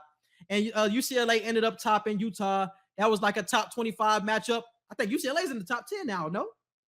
They are 10, I think. I think they're 10 now, yeah. Yeah. They were 10. They were 11 before. And yeah. I think UCLA, bro, they got a chance to make that push for the top 6, top 7 if they win this weekend. If they win this weekend, they got a strong chance. I forgot who they play this weekend. They play Oregon next weekend. They are still Oregon 11 next weekend. Yeah, they don't play this week. They don't play this week. When do they play USC? Or USC might be the last game of the season for I think so. But USC got a big game this week too against Utah, bro. Ooh. That's a big game. Because if USC loses, UCLA, they got a bye week. UCLA might go up, and USC will probably drop. So. Facts. No, that's absolutely factual. But let's look forward to this week, bro. Because like you said, we got some good games. The biggest game of the week is at 3:30 on Saturday. Alabama versus Tennessee, and Tennessee is at home. At the crib. At the crib. Alabama is the 7.5-point favorite on Bovada, but nigga, if Bryce Young don't play, nigga, I got that Tennessee. Spread need to be a lot closer than that. Points. That spread need to be about 4-5 points. Hell no, I got Tennessee. Boy. Even if Bryce Young play, I still got Tennessee because I still don't think Bryce Young is going to be fully recovered from that shoulder injury, bro. I really don't think he is, but I don't think he will play. You got Penn State versus Michigan this week, 10 versus 5 matchup. Oh my goodness. You got NC State versus Syracuse, 15 versus 18. You got Oklahoma State versus TCU, 8 versus 13. You got 16 versus 22, Mississippi State and Kentucky. And you got Clemson playing against Florida State. I know Florida State lost once again to NC State, but it was a dogfight to the end. Florida State is a scrappy good team. They're losing to good teams, but they're in every game, bro. Y'all got to watch out for them against Clemson. They losing leads, though, bro. I think that's something we got to pay attention to. They were down against NC State the whole time, weren't they? Nah. They were up for – they weren't up for a huge portion of the game, but there was a point in the game where it's like, hey, y'all finna let these boys – you're right. They was up 17-3. You're right. That's what I'm saying. So it's like I get it. It's top 15 in the country, but you got a 17-3 lead on them boys. Like NC State ain't even like that either, bro. NC State ain't even like that. Their record say 15. They ain't even like that for real. That's what I'm saying. Yeah, Florida State is in close games with good teams, but the games that you damn near are finna win, you're kind of pissing away. So that was my take on that game. But just to go back to Alabama real quick, if they lose against Tennessee, bro, I think the rest of their schedule finna be tough. Cause let's see, you got Mississippi State at home right after Tennessee, but then you still got to play Ole Miss in November, and Ole Miss looking tough, top 10 in the country right now, and then you still got the Iron Bowl. You still got the Iron Bowl at the end of the year, bro. I ain't looking at LSU like that, but that Ole Miss game and that Auburn game, I'm looking at. Mississippi State, they'll probably handle. I got something for 2 Wild Wednesday about Tennessee. I think Tennessee finna run through this shit, man. They got Georgia on November 5th. I'm rolling with Tennessee, bro. I like their quarterback. They're gonna roll through it. So I got Tennessee winning that game versus Alabama. So who do you have? Well, let me go back to the top 25. Who do you have? Michigan versus Penn State, 5 versus 10. I got Michigan for that one. That's gonna be good though. Yeah, I got Michigan. 7-point spread on Bovada though. NC State versus Syracuse. I'm gonna go with NC State. I'm rolling with Syracuse. Like I said, like you ever seen that Jesse Pinkman meme, bro? Where niggas like, he can't keep getting away with this. Oh, yeah. That's exactly how I feel with NC State, bro. The niggas keep getting away with them wins, bro. The niggas are not like that, bro. I promise they not. So I got Syracuse. Oklahoma State versus TCU. I like TCU for the upset. They at the crib. I think they have a very good offense right now. I like TCU for the dub. Yes. Crazy how they have a crazy offense with my nigga Pro League. That shit crazy. But shout out to TCU. Shout out to Max Duggan. I got TCU as well. Clemson versus Florida State. Predict the upset? Florida State at the crib. It'll probably be a close game, but I think Clemson. Why the fuck is Clemson number 4 right now anyway? They've been having some good W's, bro. I can't lie. They've been having some good W's. I like Michigan over Clemson to be top 4 right now. Clemson can be top 5, top 6, but I like Michigan. The thing about Michigan, Michigan hasn't played anybody though. Clemson has played better teams than Michigan. Michigan's first test is going to be this week. Clemson has played better teams because they play Wake Forest, they play NC State. Both of those teams are ranked, and Michigan hasn't played any ranked teams yet until this week. So I think that's right. So I got. I'm gonna do it again, bro. I'm gonna do it again and roll with Florida State at the crib, bro. They might blow another lead, but I like the team. I like the team, bro. I like the team. I really do, bro. I like the new coach and all that. We're Gators fans. How about that? We're Gators fans, but I fuck with Florida State, bro. I fuck with Florida State. Mississippi State versus Kentucky. Damn, Kentucky been looking crazy the last couple of weeks. Yeah, they've been. Like, I don't know. I about to say, I don't know what the hell going on with them. It was top 10 in the country at the beginning of the season. Once and again, the rankings don't tell you anything, bro. These teams are not what they are ranked, bro. I'm gonna go Mississippi State on the road. Yeah, I got Mississippi State, bro. Because Kentucky quarterback been looking meh. Yeah, bro. I wanted to dive into that, bro. I'm glad you brought that nigga up. I'm glad you brought that nigga up because I keep seeing this nigga on top 5s and top 10s in NFL mock drafts. I'm like, what has this nigga done to be in the top 10? Like, what is he showing you? What is he showing teams that's like, damn, we need this nigga on our team? And it's funny because I keep reading the scouting report on this nigga, bro. They keep saying he's not perfect. He's not even good. He has a lot of work to do, but they keep picking him in the top 5. Why is he a top 5 pick if that's in his bio? He's not that great. He's not good, but he's a good project. Why is he getting picked in the top 10 in your mock draft? Like, come on, bro. I don't like that nigga at all. Will Levis, he's not like that. This is a 2 quarterback class with Bryce Young and CJ Stroud and Hendon Hooker. I would put Hooker from Tennessee over that nigga. That shit is ridiculous. And then we got USC versus Utah. I like USC on the road, but that's gonna be a tough one, bro. Saturday night, prime time. And they on the road, bro. 3.5 point spread. Utah is favored, bro. Utah is favored. Damn. I heard Utah run defense pretty solid. But shit, you know USC gonna throw that motherfucker though. I know, but shit. I got USC. I think Utah got a little exposed after looking at that Utah and UCLA game. I think they got a little exposed, and USC can take advantage of it. And that Florida game, and that UCLA game. That's but so shit. Definitely, yes, definitely something to look forward to. Moving on to 2 Wild Wednesday. First thing I got, this is what I wanted to talk about. Tennessee is the best team in the SEC, bro. It's time that we have to say it. Tennessee is the best. Before they have their big games, before they play Alabama and Georgia, Tennessee is the best team in the SEC right now. Too wild, bro. Next week, after this Saturday, if they knock off Goliath, I will shut the hell up and let you say this again. But right now, while them boys still wearing the crown, I ain't gonna knock it off. Bama is still the best team in the SEC, bro. I will not take that away from them right now. Unless Tennessee do the impossible this weekend, I'm not taking that away from them. Is it the impossible? Yes. It's the impossible. I think it's possible. I mean, it's possible. Like, they can do it. But, I mean, the impossible in terms of getting over the Goliath, yeah. Yeah, just getting over the Goliath, Yeah. I think this is not too wild, bro. I think Tennessee right now is the best team in the SEC. Their defense, like I said before, their defense is not the greatest, but it's solid enough. And their offense is what you have to look at because they're so explosive, bro. Like you said, they played against LSU last week, but even when they played against Florida, it was just like every time Hendon Hooker touched the ball, it was a big play.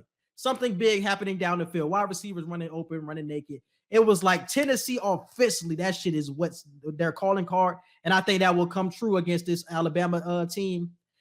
I think Georgia's defense is better, but even against a Georgia defense that's not the same as last year, I think they're better than Georgia right now on both sides of the ball. So it's like I'm rolling with Tennessee as the best team over Alabama and Georgia, bro.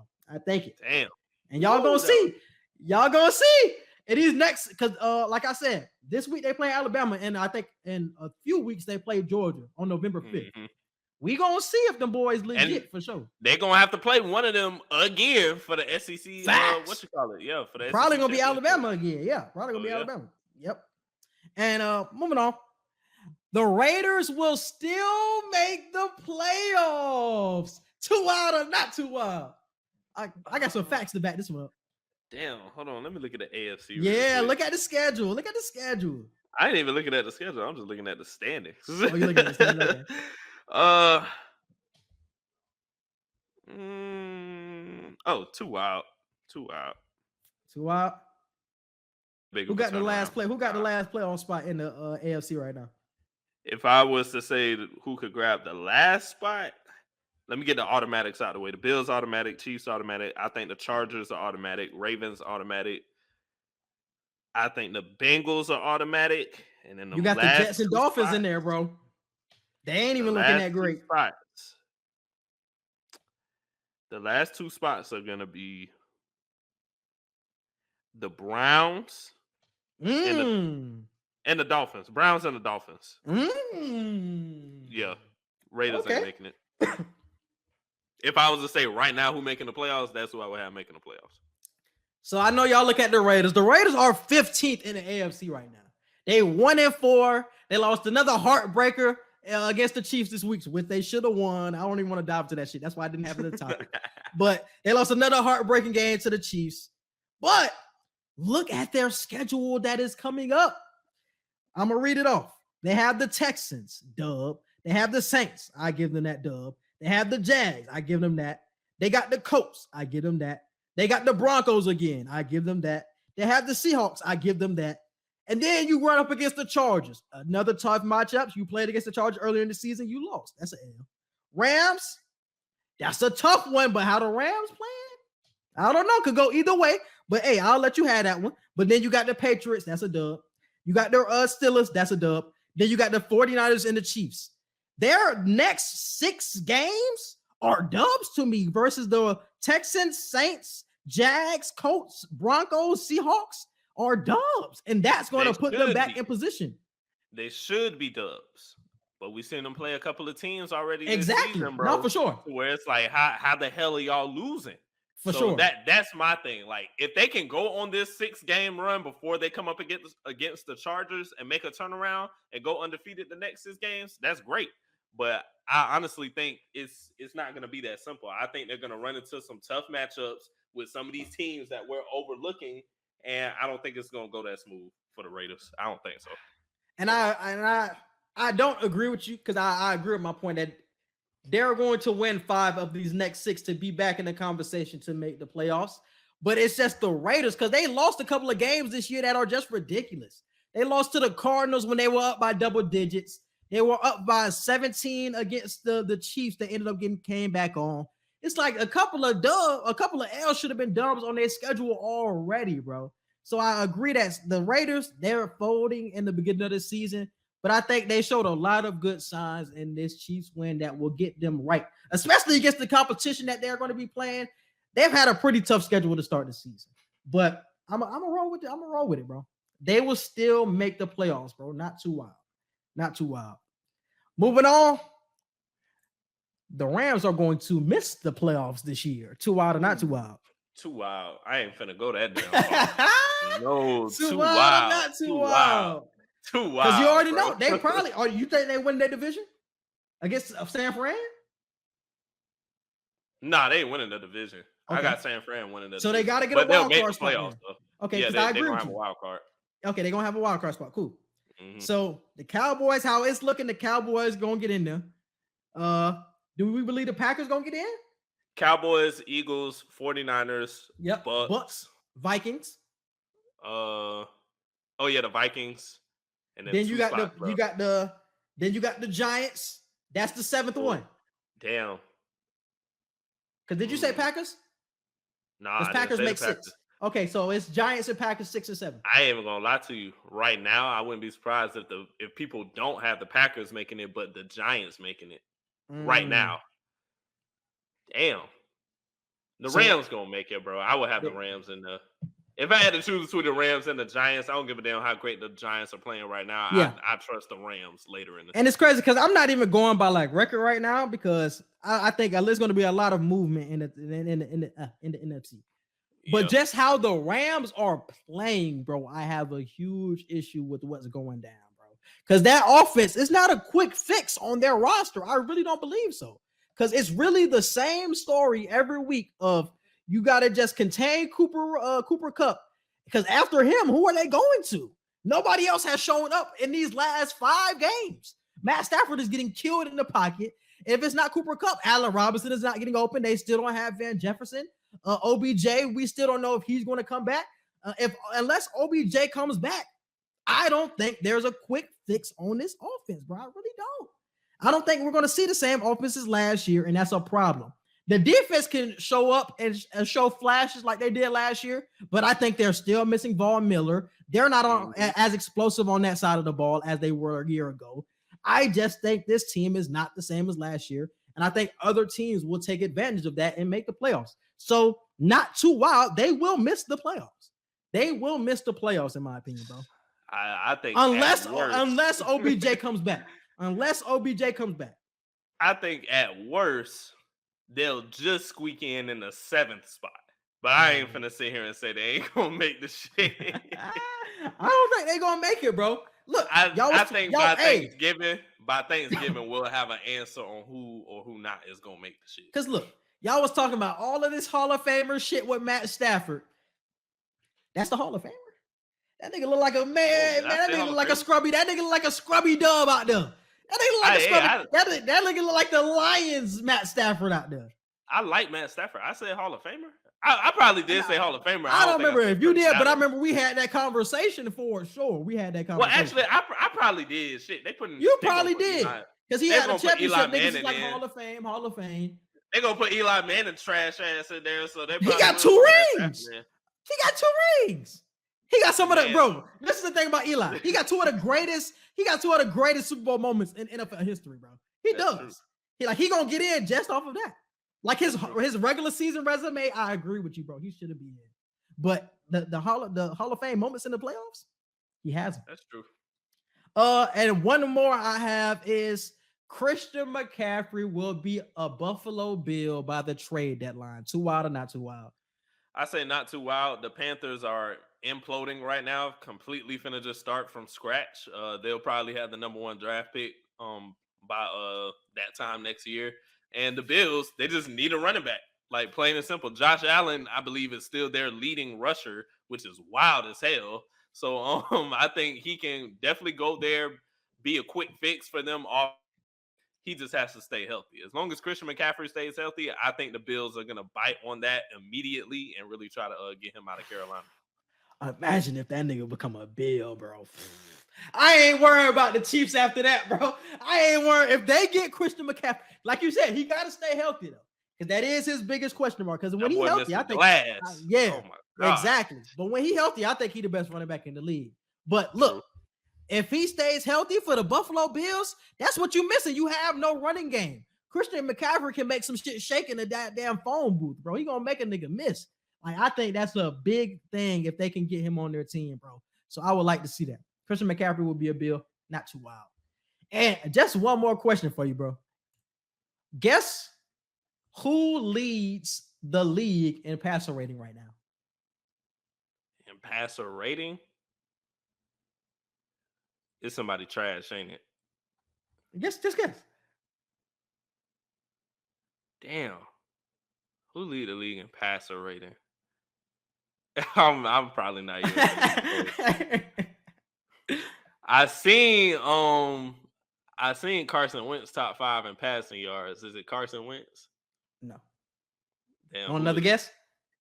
It is fucking Geno Smith. Geno Smith is damn. He is number 1 in passer rating right now, bro. He was gonna be one of my next guesses. Damn. I was like, nah, it ain't Geno. I seen that earlier today, and I was like, wow, that's crazy to me. I know he's having a good season, but number 1 in passer rating, and he's top 5 in quarterback rating. Like, he's having a tremendous season for the Seattle Seahawks right now. So definitely salute to Geno. That's wild. That is crazy. That is crazy, bro. Nothing for social media wants to know. So we're moving on to entertainment and current events. Edgar, what we got for this week? So one of the first things I wanted to talk about was the pushback that Marvel is doing with some of these release dates, bro. This year we just got a bunch of release dates for all of the rest of Phase 4, all of Phase 5, all of Phase 6, and now we're getting pushbacks already. Deadpool 3 has moved from September 6, 2024 to November 8th, 2024. Fantastic Four has been moved from 2024 to February 2025. It's an untitled Marvel project that was moved from February 25 to November 25. Secret Wars has been moved from November 2025 to May 2026. And then it's another untitled Marvel movie moving from May 2026 to just not being in the schedule at the moment. So a lot of big name projects and even some untitled projects are already getting pushed back. So my question is, why?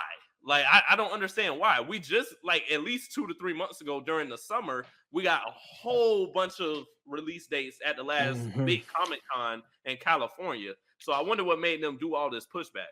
But they're pushing back a lot of like phase 6 shit, no? So it's like it's really far out shit. The shit that's going to come up, the Ant-Mans and all of that is really still in effect.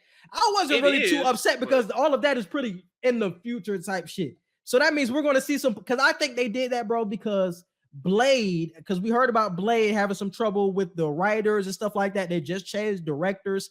I think that's a huge issue because Blade is going to be such a huge component of the House of Harkness series. You know, he's going to be with the dude from Eternals, Midnight Suns. Like, he's going to be such a huge factor. Them not having something in place for his character could be a reason why stuff is getting pushed back. You know, he's going to be in Secret Wars. They got to figure out what's going to happen to Blade, and that's on the back end of phase 5. That's why we're seeing a lot of pushback from phase 6, because they don't have phase 5 fully in motion at this moment. So I think Blade is a huge reason for that. I don't know. I understand it, but shit, that's a lot of big name shit that y'all just pushed back out of nowhere, bro. Because I've seen it being pushed back, but I was just like, it's so far away. It's like, that shit don't make no difference. But now they're making it even farther. Like, it was already upsetting that we got to wait this long for some of this shit. Now we got to wait even longer. And I was low-key excited for Fantastic Four for the date, November 8th. Because I'm planning for my wedding to be November 16th, so it's like I get 2 fire-ass weekends back to back. They're not thinking about me with these releases. They not, bro. They not. Damn, that's crazy. But yeah, I'm still looking forward to them shits, even though they're gonna push them back. Bro, I heard some crazy shit that Dr. Doom was gonna be. I think you spoiled my ass for that. Why the hell you tagged me in that shit, nigga? I didn't think it was true. Bro, why the fuck you telling me that shit, bro? I didn't think it was true. I hope that shit ain't true. I actually know, because damn, it'll be raw if it is true, but I'm gonna be mad if it is. Because I was like, why is this nigga why is this nigga spoiling this shit? I got it from Twitter. Now, if I would have got it from New Rock Stars, you have every right to be upset. But I got it from Twitter. It's still up in the air. I got it from Twitter, y'all. Please do not say this is concrete. I was like, damn, Dr. Doom and damn Black Panther. That's crazy. I don't know if he gonna be in it for real. But they were just saying he could be the whole reason why they're fighting in the movie. So I thought that was interesting. Even if we don't see him, there may be a hint of him in the movie. Yeah, damn, bro. I think the intelligentsia could have something to do with that shit too. Because I think the something that they ended up saying in She-Hulk, because the dude named Todd, he ended up saying that he got something from Wakanda. He had got a spear from the auction. I think that's a connection with the intelligentsia or something like that, how they're stealing their products. And that's the problem between, because they're probably stealing something from Wakanda and something from Namor and they're making Atlantis. It look like they're stealing from each other. Yes, that's what's happening, bro. That is what's happening. So it's probably intelligentsia type shit. But Dr. Doom is in intelligentsia. So it still could be him. It still could be him. It still could be him, bro. So I'm definitely looking forward to it, though. We got that Bronny James news. Get the NIL deal. Yeah. So along with a few other players, let me go to it real quick. So it says breaking news: Nike has signed 5 student athletes to the NIL endorsement deals. Bronny James from Sierra Canyon, Caitlin Clark, who plays for Iowa, DJ Wagner, a top 2023 star from Camden, Haley Jones, who plays for Stanford, and Juju Watkins at Sierra Canyon. So these are the newest Nike NIL signees. And of course, Bronny James being the headliner, considering LeBron has been with Nike since he got in the damn league, or even before damn near. So my question about this is, how can you do this on a high school level? Because I heard that Mikey Williams was getting NIL money, but I still don't know how that works in terms of like still keeping it quote unquote amateur because you're in high school, but you're getting NIL money. That doesn't honestly make sense to me. I understand it on a college level, but like high school feels like, why? They do still call them amateurs though. In one of the articles I read, they were still considered amateur basketball players. So I don't know how it works. And I was trying to look up actual figures on what kind of deals they could be getting, but I couldn't find anything at the moment. And also because this is the thing, this is what my thought process is. Because we see a program like Overtime, we see that they can't go to college because they're getting money from the salary and shit like that. But so they can't go to college, they have to go right to the league or some overseas pro league. But in high school, you're getting paid money. So it's like, how does this shit work? Just because it's NIL, I guess this shit is cool for college since everybody's getting NIL. They might not be getting paid right now. They're probably just signing the deal. Like some of them, like Caitlin Clark, who plays at they're Iowa, already in college. Yeah, she probably finna touch her money now. Yeah, people like Bronny and DJ Wagner, like people like that, like they can possibly just be signing it for. But I think they're touching their money now, bro, because Mikey Williams, he's touching his money now too, because I think he got a Puma deal. And he's touching his money now because I remember he was on a I Am Athlete soon, and he was talking about the Puma money and shit like that, the Puma deal. So it's like they're getting paid money, but I just don't know how it works because y'all in high school. So and y'all playing against other people that aren't getting paid, and y'all still get to go to college, and y'all got paid in high school. It just doesn't make sense. So why can y'all get paid and nobody else can get paid? I'm not sure. That's a good question. I really don't know. That's a good question. On the high school front, I was always confused about it. Caitlin Clark and my girl Haley Jones from Stanford. She nice as hell too. So I understand why they got it because they're like the top 2 players in college basketball. I understand it. But like just from the high school perspective, I still didn't understand it when Mikey got it, and I don't understand it with these high school players either. It still confuses me in terms of how they can still go to college. I thought it was a situation where they were just signing a deal, and then when they get to the next level, then that's when they can start touching the money. But if Mikey already touching his money, he ain't Mikey touching his, and I don't know. Yeah, Mikey touching his. But just shout out to LeBron because LeBron is setting his kid up for success, signing him on with a Nike deal. This is creating the generational wealth. We already know that Bron is a billionaire, but just already starting it up for Bronny with his little nesting. Like, you gonna make your own money, bro. You ain't even gotta worry about me.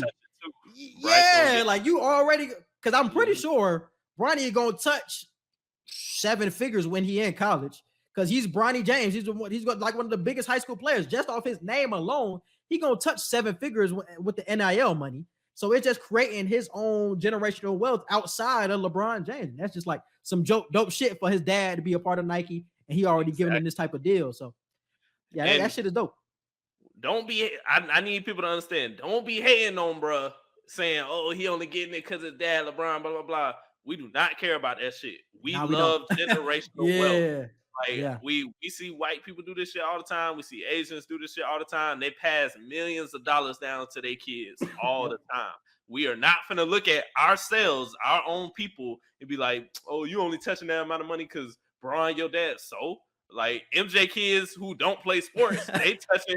If they had an NIL money, they would have been making some guap. Yeah, that's what I'm saying. Shaq setting up all his kids for success. D Wade, he's setting up his kids for success. Like with black people, look at each other and hate on each other for that. I haven't seen nobody say it yet, but I already know people. Oh no, people are saying it, but it's just not as loud as the good people will come out with out the woodworks, bro. Once we find out how much money he really gonna be touching with his first couple Nike checks, niggas gonna start hating, bro. I can see it now. And he already had like an underwear line that he already signed up because he was already getting like NIL money outside of Nike too. So that's why I said these niggas are definitely touching money right now, bro, with the NIL shit. So yeah. Definitely shout out to these players. Shout out to these players though. And DJ Wagner, I think he's the number 1 player in this class. Because I remember his dad played for because his daddy went to Memphis. I remember his daddy. So definitely shout out to him too. And I wanted to talk about this because it's something that is different. I don't know if you guys know who LaRussel is. L.A. Russell. Do you know who this is? I think I do. He is a music artist. I'm not too familiar with his music, but he came out with something interesting over this past week that he sold over 1,100 albums in 24 hours, and he made over $27,000 with selling those 1,100 albums. So I'm gonna tell you how this shit works. So he basically made an offer-based purchasing system with his fans. He ended up dropping his album on the site, and the fans got to decide how much money they wanted to pay for the album. Some people paid $1,000 for the album. Some people can pay as much as $5 for the album, but the numbers varied so much. People went from $1,000 to $500 to $100. It was so much money that ended up getting spread around the various amounts that he ended up making $27,000, and he sold 1,100 albums in 24 hours. Just for comparison, the baby ended up dropping an album a week or two ago, and in his first week, he only sold 319 albums in 1 week. And that is the baby, somebody who is known. We're not talking about streams. We're just talking about physical albums sold. The baby only had 319 albums sold, while LaRussel, who is a music artist, had 1,100 albums sold in 24 hours.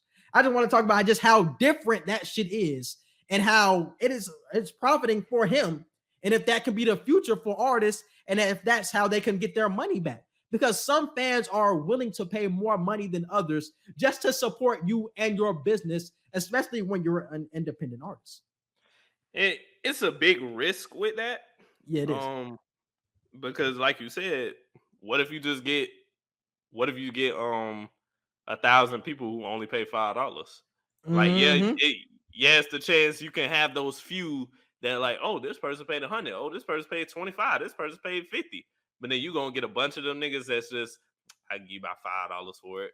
And then like, all right, hey, if they could pay just $1, they'll pay just $1 for it. Yeah. So I don't know. The risk and the reward is what you really gotta weigh out for that. All right. So this is the report right here. LaRussel sold over 1,100 albums in 24 hours, with people paying up to $1,000 per album. And they actually showed the stats on this as well. So this is just something just for in the paragraph. It says last week, pure sales, no streams. Beyonce sold 3,317 albums. Bad Bunny sold 1,164, and the highest selling hip hop album was The Baby at 401 sales last week. So that's what I brought up earlier. But just look at his stats. First day album sales on Even. That's what the app is called. He said on October 1st, LaRussel released his upcoming album on Even, giving his fans early access to his album before it has even been made available on streaming platforms on October 6th. It says, pay what you want. Fans were given the option to pay what they want. He had $1,000 from one person. 3 people gave him $500. 54 people gave him over $100. 130 people gave him over $50.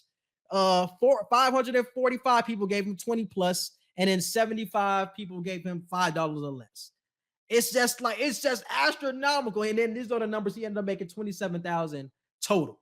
That shit is just nuts to me, because I never thought that this was a way that artists couldn't get paid. This was just something that's so out of the box. So just to see somebody actually try it, because fans are willing to support you when you are independent, when they know the grind and see what you're putting out. They are willing to put more money in than just the average like album sale. They're willing to pay more than that $10, however much it is.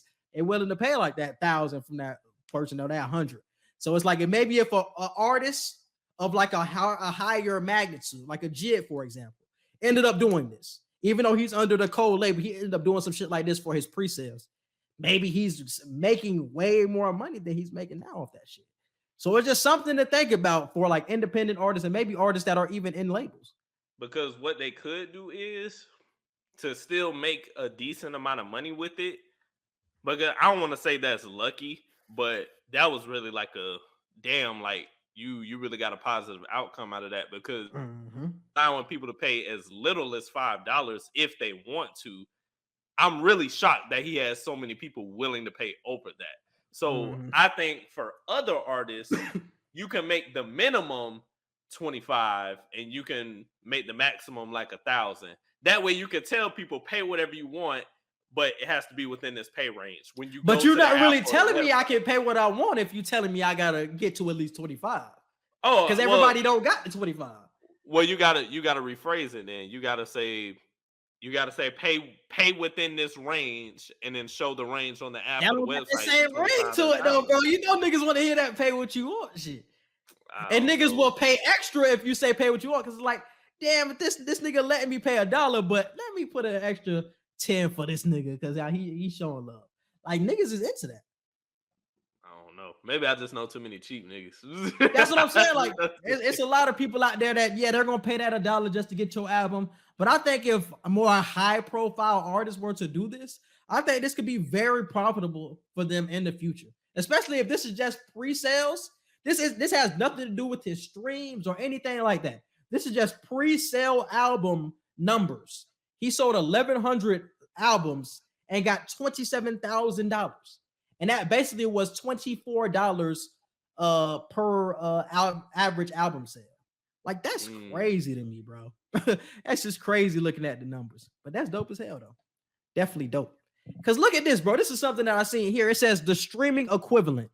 It would have took 1,800,000 fans, 9 million streams.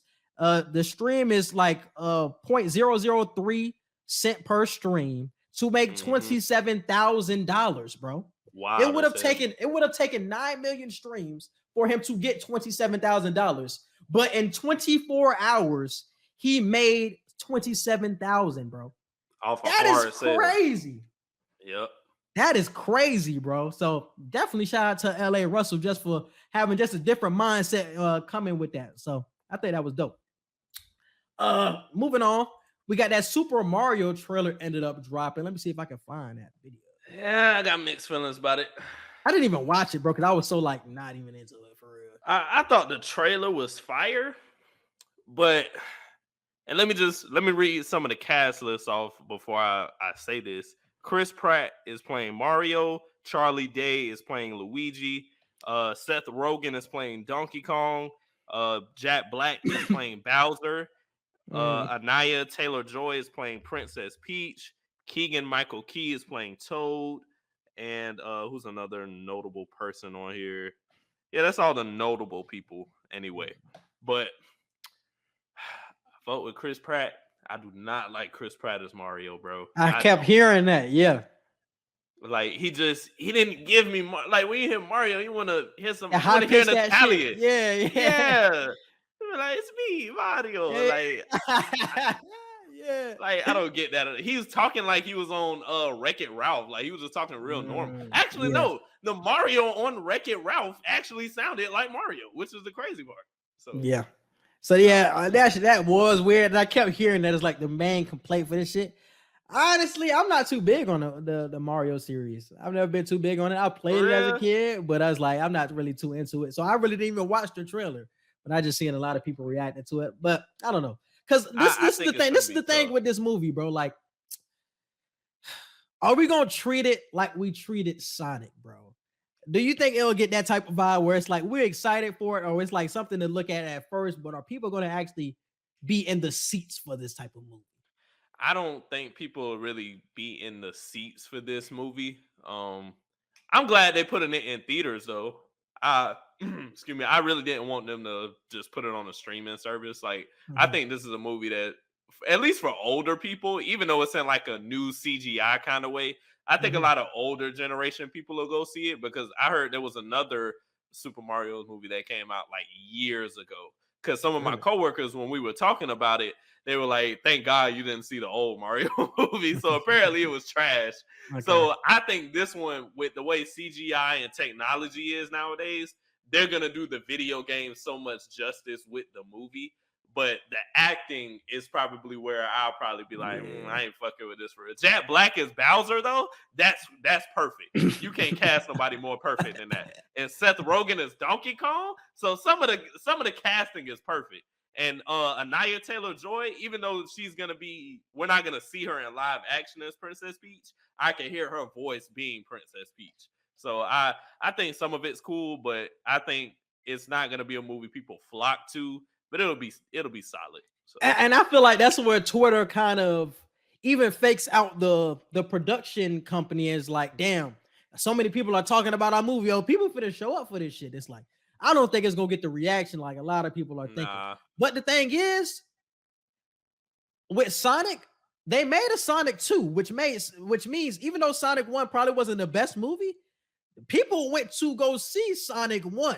So maybe I'm tripping, and maybe this movie does get people in the seats because they did come out with a Sonic 2. Well, it's probably because first that was live action, and you had Jim Carrey in it playing. You had Jim Carrey playing I always forget the evil dude name. Yeah. So I think the fact of it being live action and you have a big star like Jim Carrey in it, that's probably why people trusted to go see it. But and they probably made enough money from the first one beyond expectation to where they were like, okay, maybe we could probably get away with making a second one too. As to where with this one, it's all just animation, it's all just CGI. So we don't get live action faces with it. We don't get a big name star that we're gonna see. We'll have voiceovers, but that's as far as it's gonna go. So yeah. I'm interested though. I'm interested, but I'll probably wait till streaming services get that shit. Ooh, I did hear this theory though. I don't think it'll happen.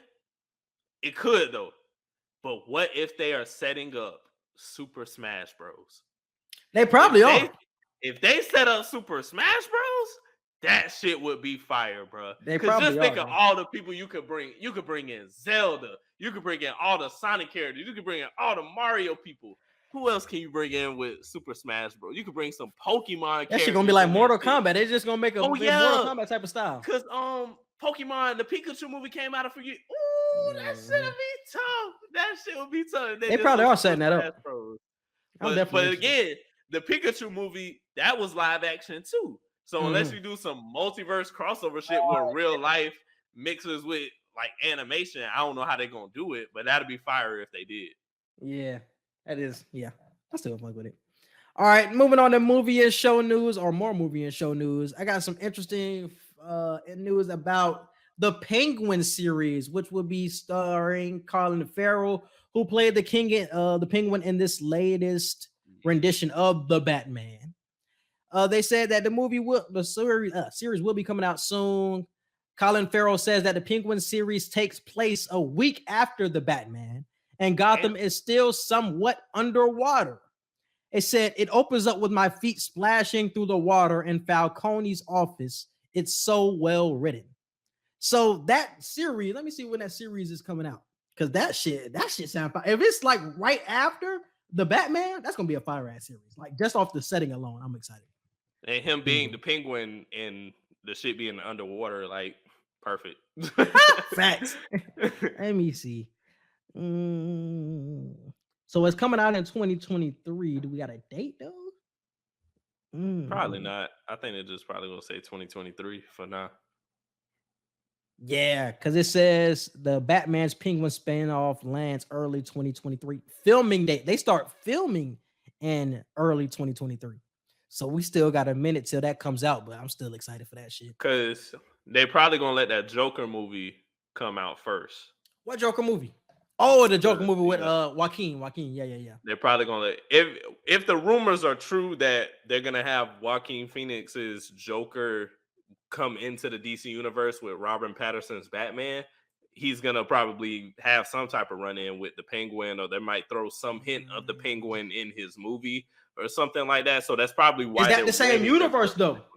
But that's the thing. I don't know if it's the same universe. I hope so. Please don't put them in the already DC universe. Oh my God. It wouldn't even make sense. They already got a Joker.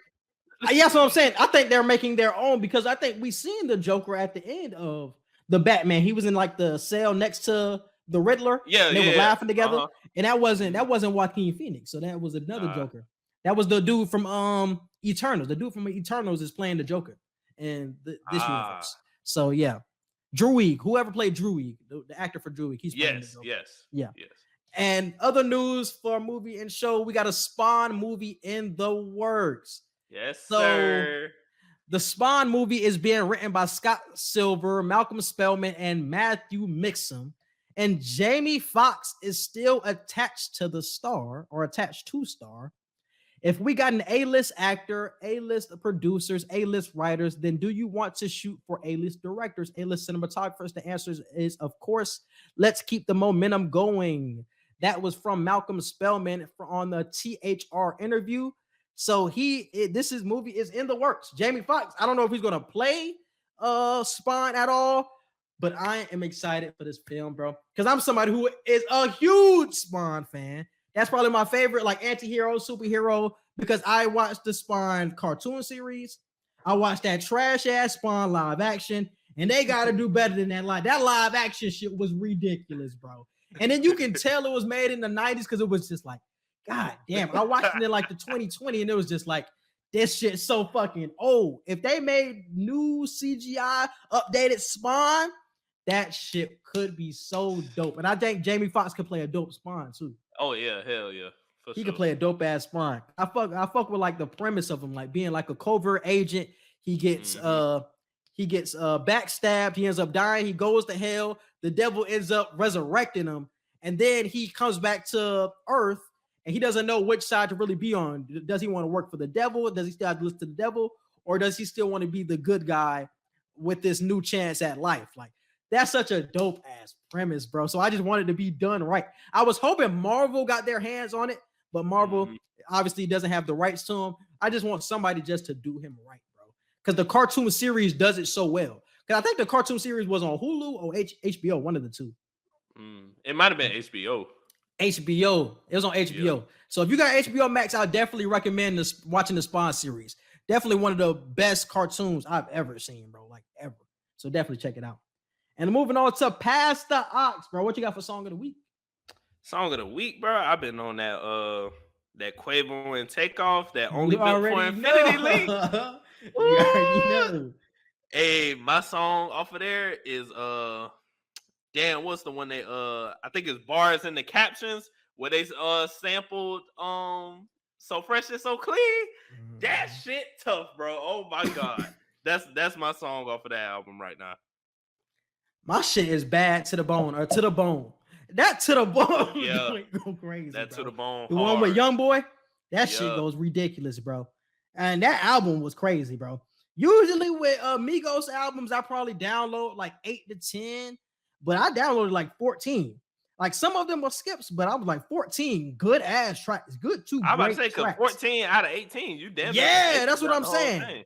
14 out of 18, like, bro, I was rocking with this album, bro. So definitely shout out to Quavo and Takeoff. It was so many people saying that, oh, they were gonna miss Offset, and you could tell on some songs they were missing him. It was like, damn, Offset would have just really kicked this song off, especially on To the Bone. To the Bone, he could have. Yeah, because him and YoungBoy got that. Exactly, bro. Yeah, exactly. So it was like To the Bone, he could have took to the next level. But on this album, I didn't really feel him missed as much. It was just like Quavo and Takeoff. We've heard this before. Like these two niggas rapping by themselves. So it's like I wasn't surprised at all. So definitely shout out to them boys. I loved it. They definitely got an album of the, at least a rap album of the year candidate. Facts. I love it right now. I would say if I had to go, if I had to give rap albums like my favorite ones this year, it's this one, Only Built for Infinity Links. That Future jump. Oh yeah, Future. I Never Liked You. I ain't gonna lie to you. I still got Meg Traumazine. I got Meg Traumazine album up there, bro. Like I ain't really get that a real listen. She was spitting on there, bro. Like I said, it may not be no hits on there for real, but as far as like a quality listen, like she did her thing on there. I can't lie. But the real album of the year is dropping this Friday. I don't care what y'all say. Baby finna have album of the year. Not even gonna lie to you. I don't give a damn what that. I'm not. I don't give a damn. I was like, you about to, I know what you about to say. Yeah, I know what you about to say. Yeah. I don't give a damn about that throwaway head song. I don't give a damn about that. I don't care about that. That's one song. That's just one L on a list of 22 other dubs he's gonna have on this album. I'm telling you right now. I'm telling you. That's why I was looking like if it's a lot of haze on that junk. I don't know, but I already know Lil Baby gonna come with it. Yeah, Lil Baby gonna come with that shit for sure. But yeah, that Quavo and Takeoff drop. We had a lot of albums that dropped this week. Not Offset, but G Herbo dropped this week, dropped another one, and then YoungBoy dropped another album. That nigga dropped so much music. He dropped so much, bro. He drops every month. Like that shit is ridiculous, bro. And it's cool, but that's hurting your career at the same time because you just dropping shit. Like I don't know if there's substance in everything you saying, and it's like.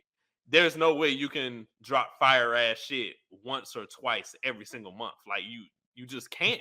Like that's why people used to say all the time with the Gucci and Jeezy comparisons, regardless of who you think is better, I personally think Gucci just made a lot more music than Jeezy. So that's why some people who pick Gucci over Jeezy, I think that's why he made so much funk. No, he didn't. Like he just made so much more music. Like Gucci has like I think they said like if they were to count every single mixtape Gucci has made, he got like 70 to 80 mixtapes. And I'm like, no, we're not gonna sit here and act like all this shit is fire. Like out of all 70 to 80 mixtapes this man got, it's probably only 10 to 12 that you could probably pull and be like, hey, he snapped on this shit. Everything else, that nigga just rapping, bro. I don't care what nobody say. You're not making that much content and all of it's hitting. Like that's not happening. Yeah, for sure. He had a couple of hits on this new one. I fuck with more Wheezy. I fuck with Hard, but I had to listen to his essentials because I wasn't like too hip to him. So I listened to his essentials. His essentials so go crazy though. But I'm trying to get more on Young Boy, but he just dropped so much. It's hard to keep up with that nigga. My favorite project from Young Boy is Reeler. Reeler is probably his best project to me. I thought you were gonna say Reeler too, because that one will put it on me. That put it on me track go crazy.